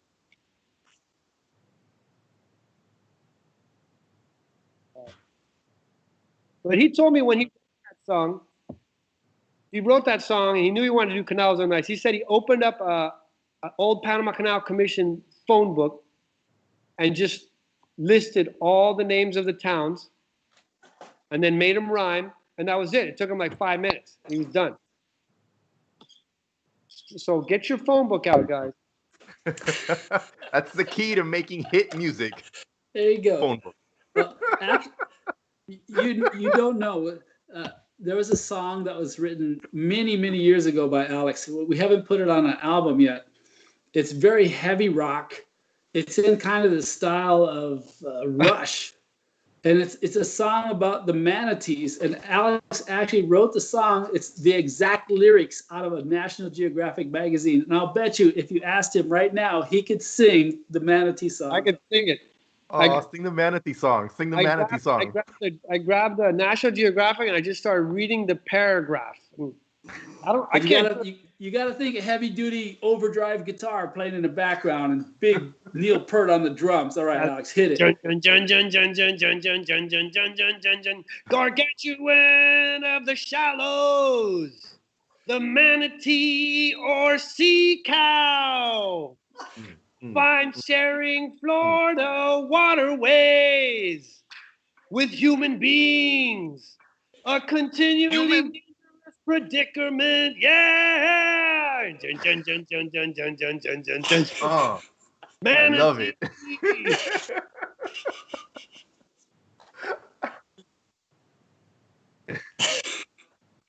Hey, man. And then you could add a rap on there as well about the manatees. That would be beautiful. Shoot, the manatee, man.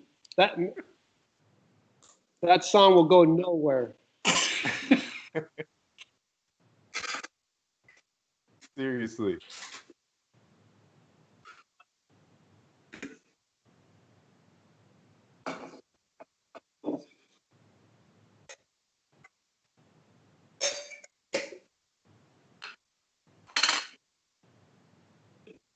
Mm-hmm.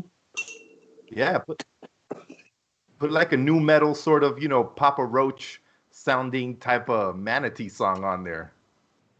Well, heavy reggae metal. I completely forgotten about that song until just now, Dave. So thanks for write that one down. That one's hey, you know what? HB and I were talking about manatees last week. So I think it's destiny. I think it's meant to be. I'll tell you.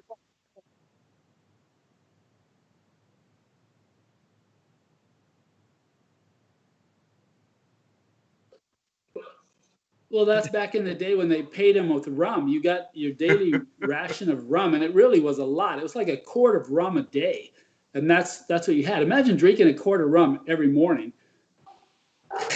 Oh yeah.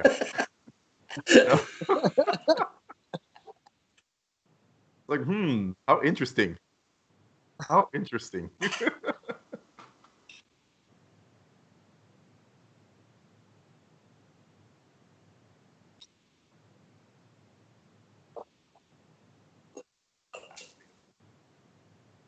Oh, well, aseo came from the people that come and pick up the trash.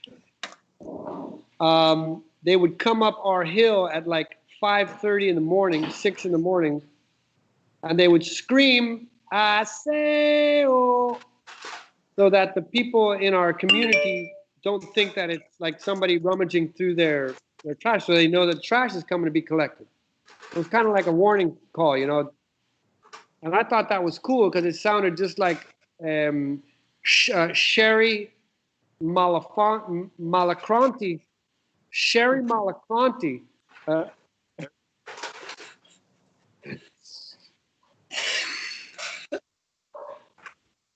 yeah, Mastalati. Gampalante. Campolante, yeah. I thought that sounds a lot like that. So I listened to his song, to her song, and I structured it.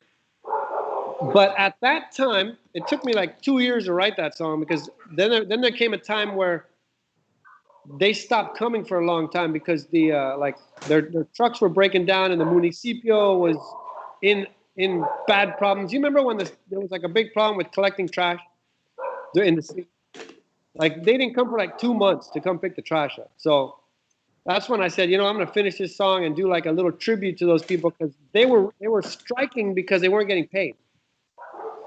And they were striking because their cars were breaking down. They couldn't do their work. And so please, that's, I think, when they privatized the trash. So that's where that song was born. And it really morphed. It was one of those ones we were doing live a lot. It didn't have any real lyrics behind it. It was just aseo, but people loved it because it was like a chant. Like, yeah, it calls for participation from the público. So do you guys do a lot of, because I'm noticing that you guys normally play a lot of songs live, and that kind of helps the process before you lay them down in the CD. So is this how you would say, or in the album? Because, who prints CDs anymore in the digital age? But anyways. So I want an actual copy of the CD, by the way. I'm letting you know right now. Physical copy. But so do you guys normally, is that how your writing process goes? Do you test things out, like choruses and things of that nature with an audience before you actually record an entire song? Or does it vary depending on the song or the situation? I think this is the first album that we've ever gigged songs first and then recorded them. All the other ones have not been like that, aren't they? No, the other ones, they're just an idea. We go to the studio, we hope for the best. But a lot of it too is I heard like Evan years ago, saying, "Yeah, I don't want to cater to the man," right? Most musicians, well, you broke down and you did like the man. Like, if I wanted to write pop songs, I think I could do it rather easily because there's a pattern and you use the right notes and you can do that. So we make some other stuff, call it what you will, Shorty and Slim, I guess, and we don't care that it sells. We do it because we like it. And we like the way it sounds. And we think, well, that little quico right there is the coolest thing ever. Quico, yeah. Quico. Oh, that's amazing. Oh, that's so cool. And we don't think ahead that other people are going to hate that sound, right? Yeah. It's what we like. And I guess what we like, other people like too. So. Excellent. Okay. Very cool. Very cool. People say things like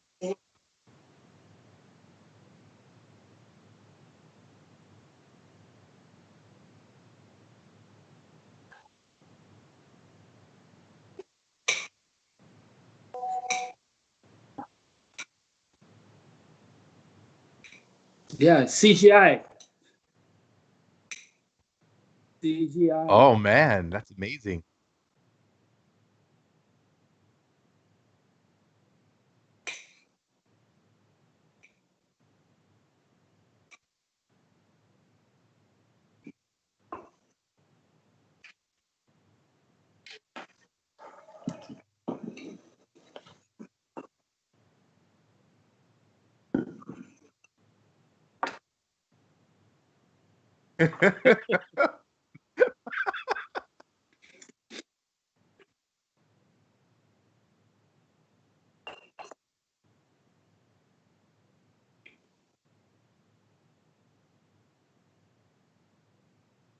That's it. Woo! That was really good, man. That was like, wow, that was incredible. That's why you're such a good rapper. Thank you, That was professional. Indeed. And let me tell you guys something. I saw the trailer. Just let me say the trailer. If people have not seen the trailer, you guys need to check that trailer out. When I saw that, I was blown away. I can't wait for the documentary to drop. I cannot wait because 25 years is a long time. And I'm sure that documentary is going to pack a lot of information on the history of Shorty and Slim, without a doubt. It's true. Everything you wanted to know and probably no value to you, you're going to find out about it on this.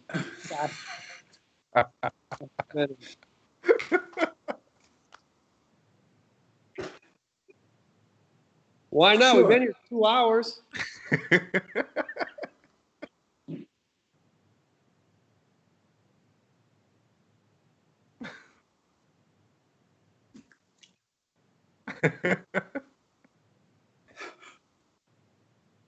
Yeah, man.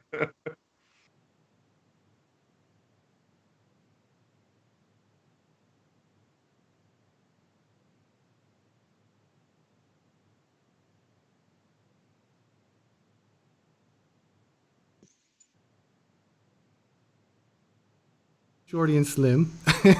How you Hey guys doing? You work on that, and we'll keep Joe busy over here. Yeah, well, there was one thing I wanted to mention today. Ooh, he's got it.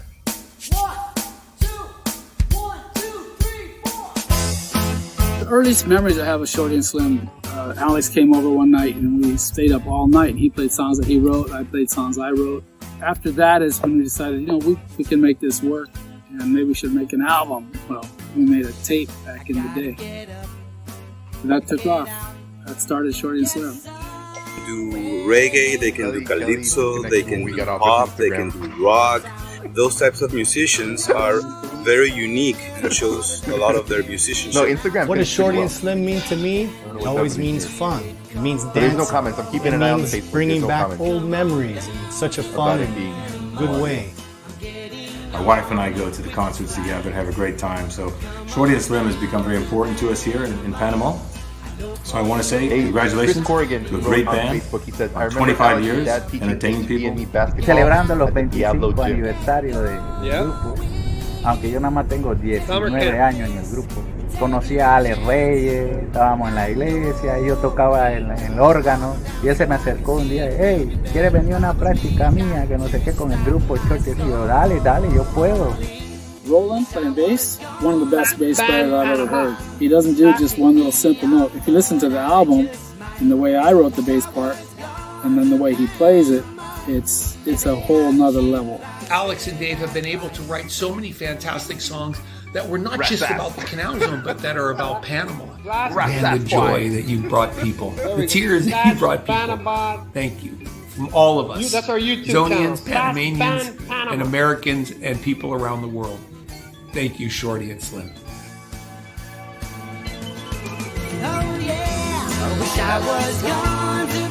Backstory, Dave, backstory. Way back. Maybe got back.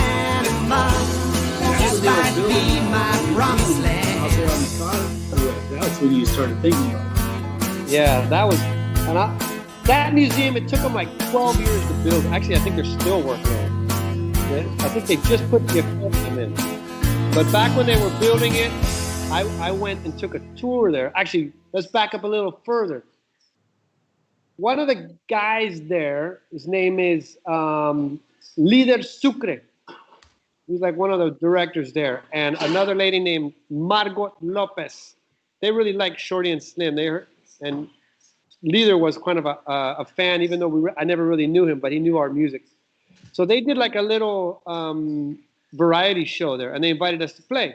So we did our thing. We played like a half an hour set, and then Margot asked us if I would like to come back and do a tour of the museum that was under construction. So I said, yeah, that'd be cool, because I'm a civil engineer and I'd like to check it out. And you guys are taking forever, so maybe I'd give you like some tips or something.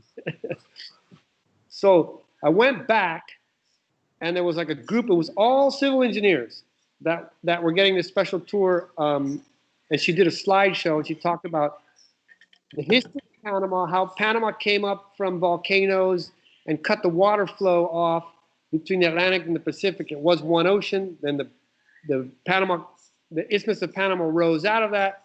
Currents changed, the wind changed, And for this reason, the trees dried up in Africa, and the apes that were living in the trees came down to the ground and began walking around. To survive, they had to walk because the whole climate of the planet changed because Panama was formed. And it's called the Panama Effect. And I was like,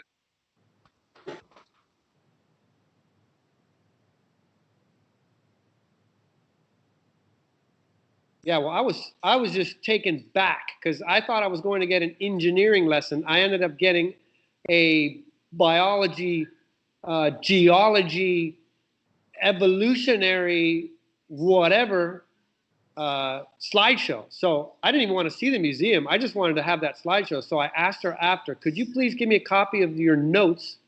Because there's some really cool things you said in there, especially about this Panama Effect and the Bridge of Life. And so, you know, whether you believe it or not, it's a really great story.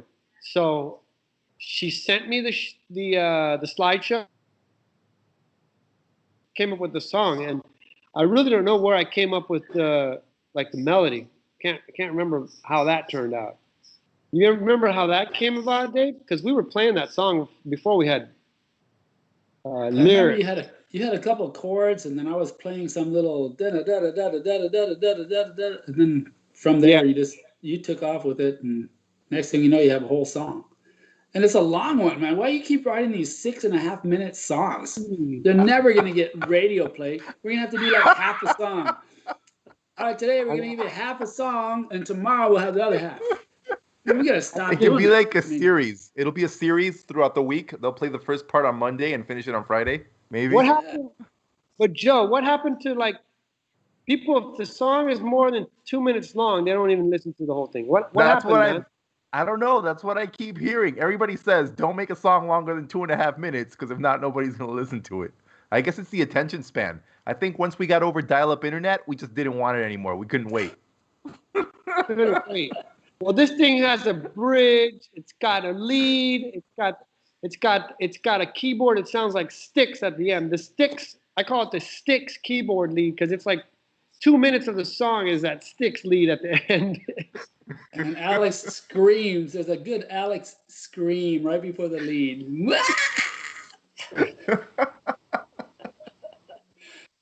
But that song really wasn't. It was just. I don't know. When it went to the studio was when it started to be produced and when it started to turn into what it is now. And it's like. It had to be the name of the album after 2 years of creating all the songs that were like. There's just a no-brainer. That's the name of the album because it really makes you feel proud to be from here, to be from Panama. Sweet. Mm-hmm.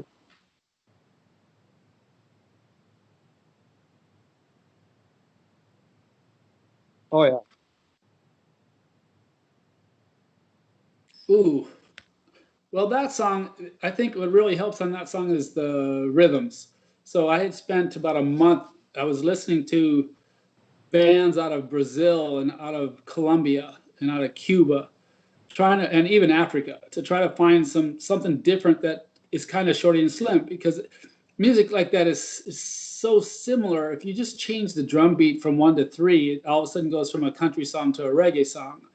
You change them just a little bit. I mean, people say, I hate country, I love reggae. Well, it's the same thing. It's just really just change the lyrics, add a tractor and your mom and a railroad track, and you're good.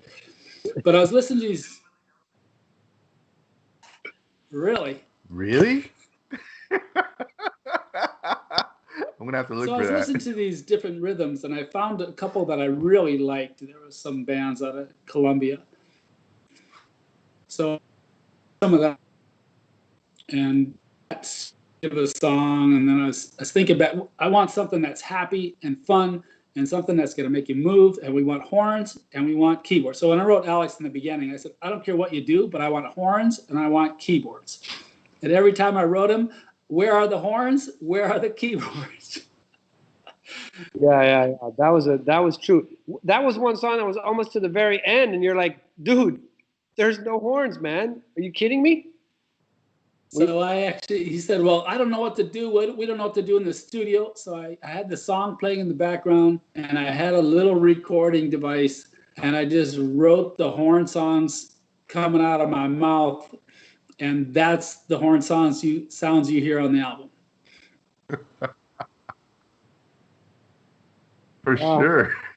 He sent a recording. It was like ba da ba ba ba ba ba ba ba. Oh, and then we had to take that and turn it into a horn section. Easy, super easy. You know what though? I remember Dave sent me like 6 or 7 YouTube links saying this is it. This is what it needs to sound like, and every one of them was like a little like a Colombian like house party or something, like a birthday party, and then a band in a street, and like a marching band during carnival in Brazil. I'm like, where are you getting all this stuff from, Dave? There was even something from Cuba, I think. All these different rhythms, and you did a lot of research on that one to get that. Turned out good. I like it. It's one of my favorite songs on the album. I can listen to it 100 times. It's really good. Yeah, it's fun.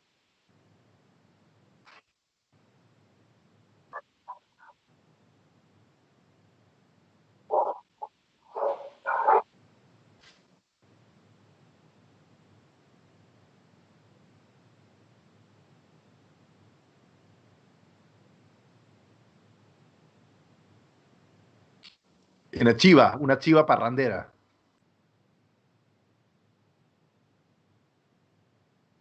Yeah.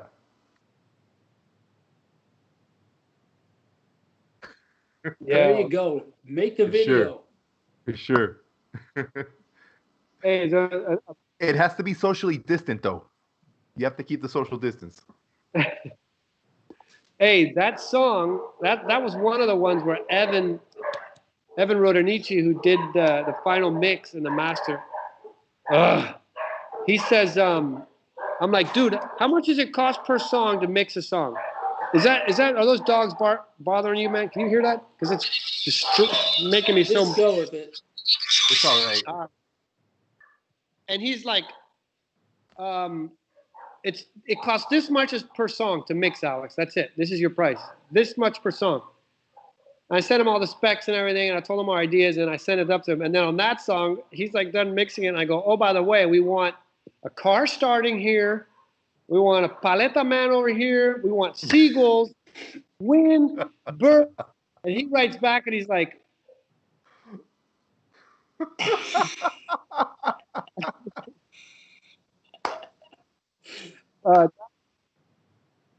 he does. But that was one where he was like almost done, and then we asked him to put that plus the trumpets. And by the way, could you make a trumpet track for us? And that was one song that all our songs have, like, they're pretty much approved after 5 versions. And I was looking through the file the other day, and that one has 13 versions. Wow. And he actually wrote back and said, I'm not going to work on this song anymore. I'm going down to San Diego for the weekend. I don't want to look at this song anymore. He's like, he dropped off the map for like a week. You remember that, Dave?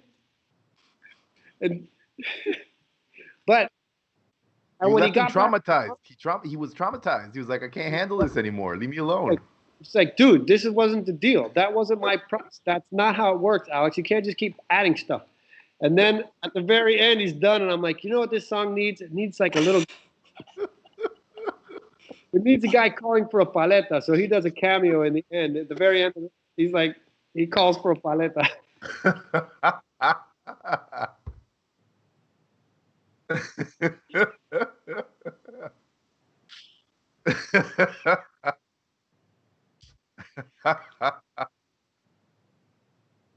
Yeah, because he says it takes him about 10 hours per song to master it, to mix and master. Wow. And on that song, I think he told us he did 40 hours. Oh, yeah. Wow. He went 3 times over, and I'm like, Evan, you got a place to stay in Panama anytime.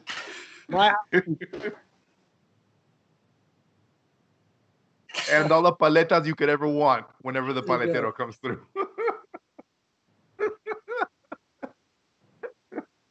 Can't get nance, dude. I think that's it.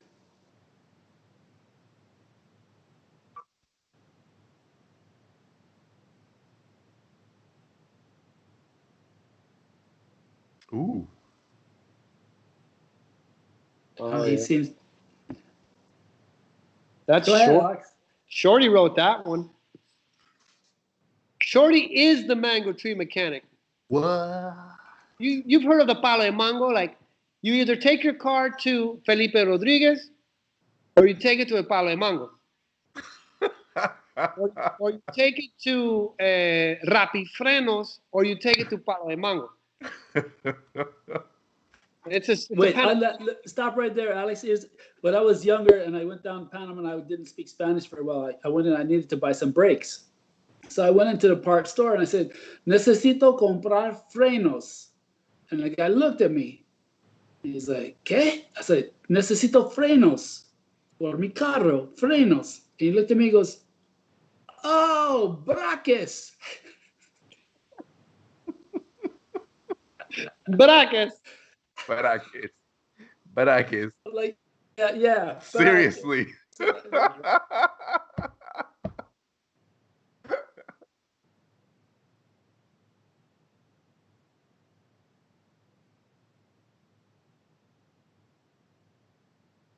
Okay, so the inspiration came from Chili Mac, who lived down the street, and he was the mechanic on our street. So whenever I'm working on my Jeep outside, he'd show up and tell me what to do, tell me how to do it. I thought, man, I got to write a song about the mango tree mechanic. So we did. He could fix the car and back by today, but if not today, maybe tomorrow. You know, and I'm better than most. I'm as good as some people, but I'm better than most people. I had a guy fix my air conditioner tell me that. I said, yeah, okay, we'll go with that. So we wrote the Mango Tree Mechanic. And then in the album, in the actual studio recording of the album, we use ratchets and all the different background percussion is a set of wrenches that I brought into the studio, and we're beating on things and clicking the wrenches together. And I don't know how many takes to make the whole percussion section. Go ahead, Alex. What else on that you remember? Well, that one, I found a picture of that when we were in the studio, and there's a piece of railroad rail, like 2 feet long, that you used to use for an anvil. And we took that in there, and I'm hitting it with a sledgehammer, and it's like the doom. So during the song, it's like doom, doom, doom. So that's that. But we actually, I look at the picture, I'm playing something, Jim Hashman's playing something, and I think Evan Rodanici's in the picture playing something, because we all went down to record guitar parts that day. And I think he just like turned on the mic, and it was a room mic, and we did most of it on one track, and then we layered it over with other little trinkets and stuff, and like, you know, as a triangle. And if you really, really listen closely to that song, you'll see that the timing of the percussion is really crappy.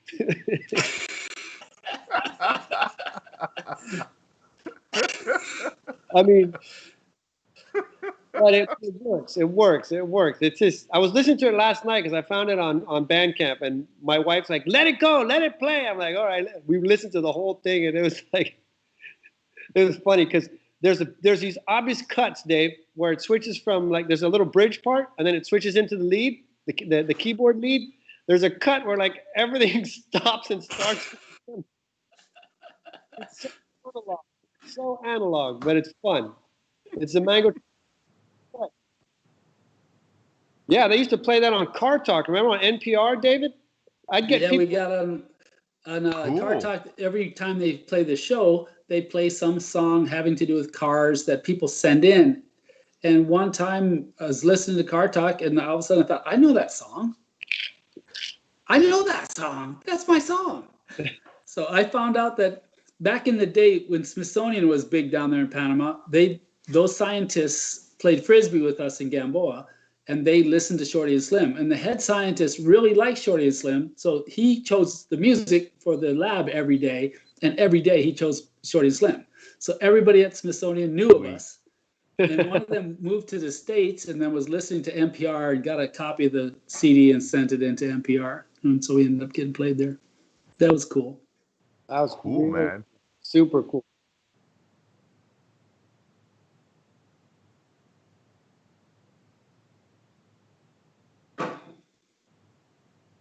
Not. I wouldn't say sick of playing. I mean, definitely Mango Street. People call Mango Street like on the first set. You hear some drunk heckler calling for Mango Street, and that's usually like our. That's our like that's HB. That's usually our. HB. That's like our go-to song at the end of the gig, to kind of wrap it up because we do like this super extended ending. So Mango Street's one that people will scream out. But 9 times out of 10, we don't take no jive turkey. Because they're screaming, play some Skinner. Actually, when we do play gigs, people will come up and ask us to play like Cuatro Cuarenta, or do you guys know Lord Kitty? And we're like, we're just barely here, lady. We're just barely got here tonight. You're lucky that we don't know anything else but Shorty and Slim songs. I really apologize.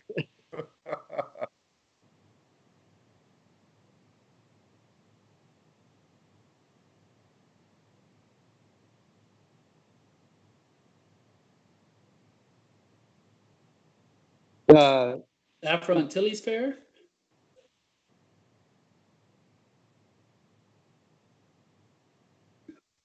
Very cool. Yeah. yeah, we got. It's kind of a hot and cold thing because we get invited to play that fair, and then they don't call us for like 3 years, and I'm wondering if maybe we did something wrong every time.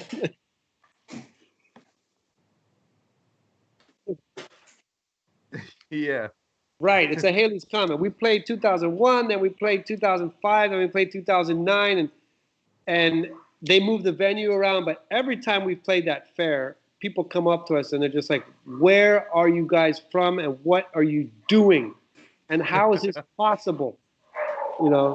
What's going on here?" And I tell them, "No, no, no deje que los ojos engaña.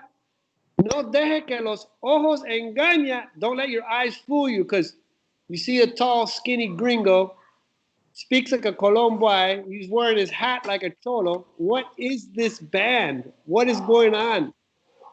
And there's usually like people that get up and start dancing in the aisles when we play, but for the most part, when we play at the Afro Antillian Fair, it's during the day, and they don't have alcohol in that fair. What? So talk about a tough crowd. It's like 3 p.m. on a Saturday, and everybody's drinking. What's the ice in glass, and Oh, I think glass. Oh. they're drinking saril, and everybody's all gagged, and everybody's got a sugar high, and they're looking at us. But sure enough, after like 3 songs, people got to get up and dance, man. And Sweet.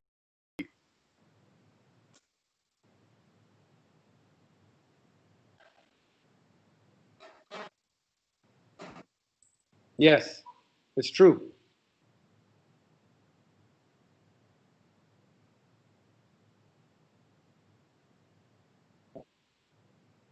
Man, you guys are groove masters. Hey, but you Groove know what, HB? masters. I never noticed that. I never, what you said, because they don't stand up in their seat. They stand, they go to the aisle to respect people who want to watch the show.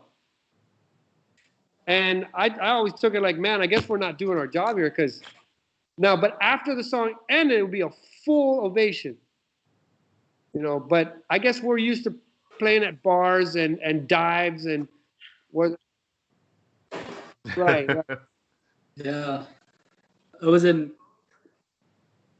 I was just going to say, when I was in Germany, the Germans are the same. They don't stand during a concert. So I went to see Styx concert, Kansas concert, and they're always like, come on, get up, get up, get up. But they don't. They sit in the stands until the end. They clap loudly. They enjoy the show. They buy all the merchandise and stuff, but they don't stand. They don't jump around out of respect for the people behind them, which in the States, you go to a concert, you're just going to stand the whole time. So it's just different. It's different.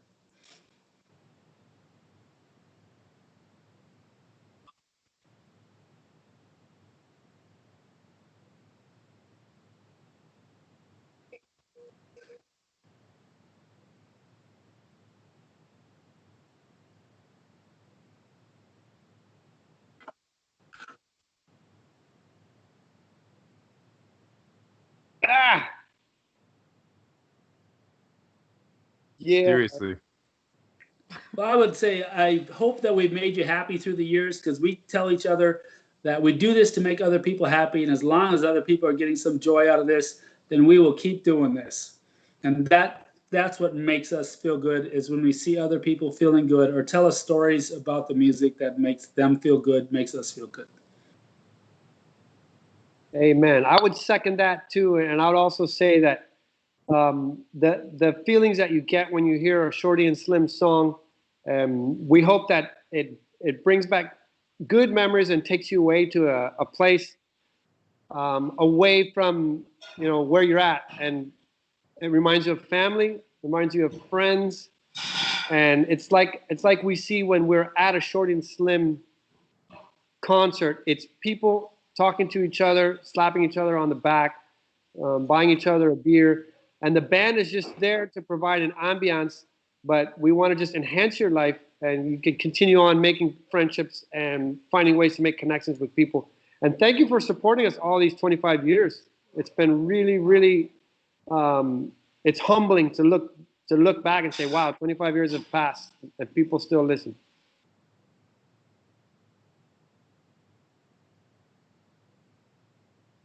Sure.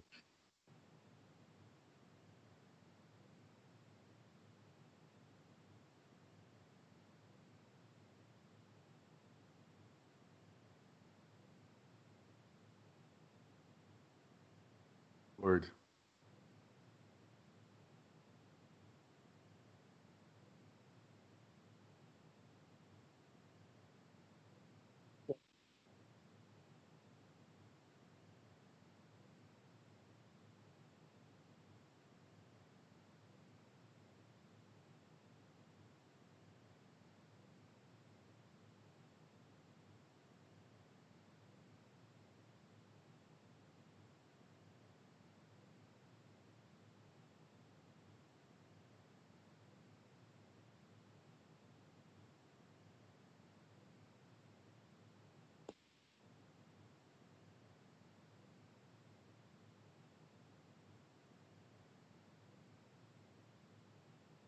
Oh my God.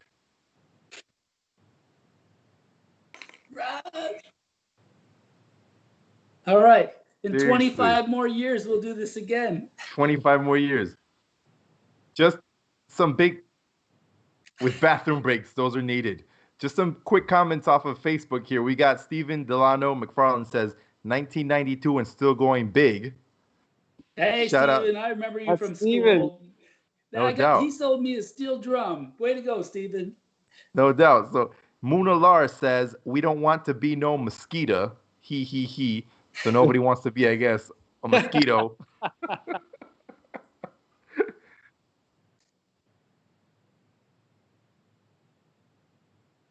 Seriously, man. No, I just want to say from my end, I'm super thankful. I'm like, for me, it was like when I wrote on my Facebook post, I was like, we're collaborating with living legends, like understanding what you guys represent to the community at large. I can really appreciate what you guys with your positive music. It's really something that I think people need, something that people appreciate, and it's just wonderful for myself and for HB to be able to collaborate on a song with you guys. That's massive, man. So thank you so much, man. Thank you Right. so much. You're very welcome. Thank you.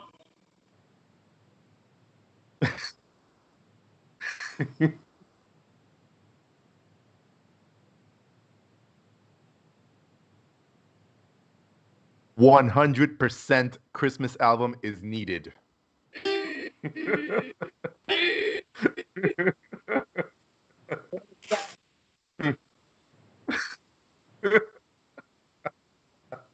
We better get busy.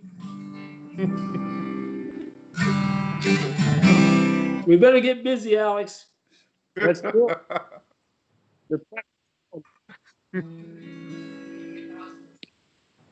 You got it, man.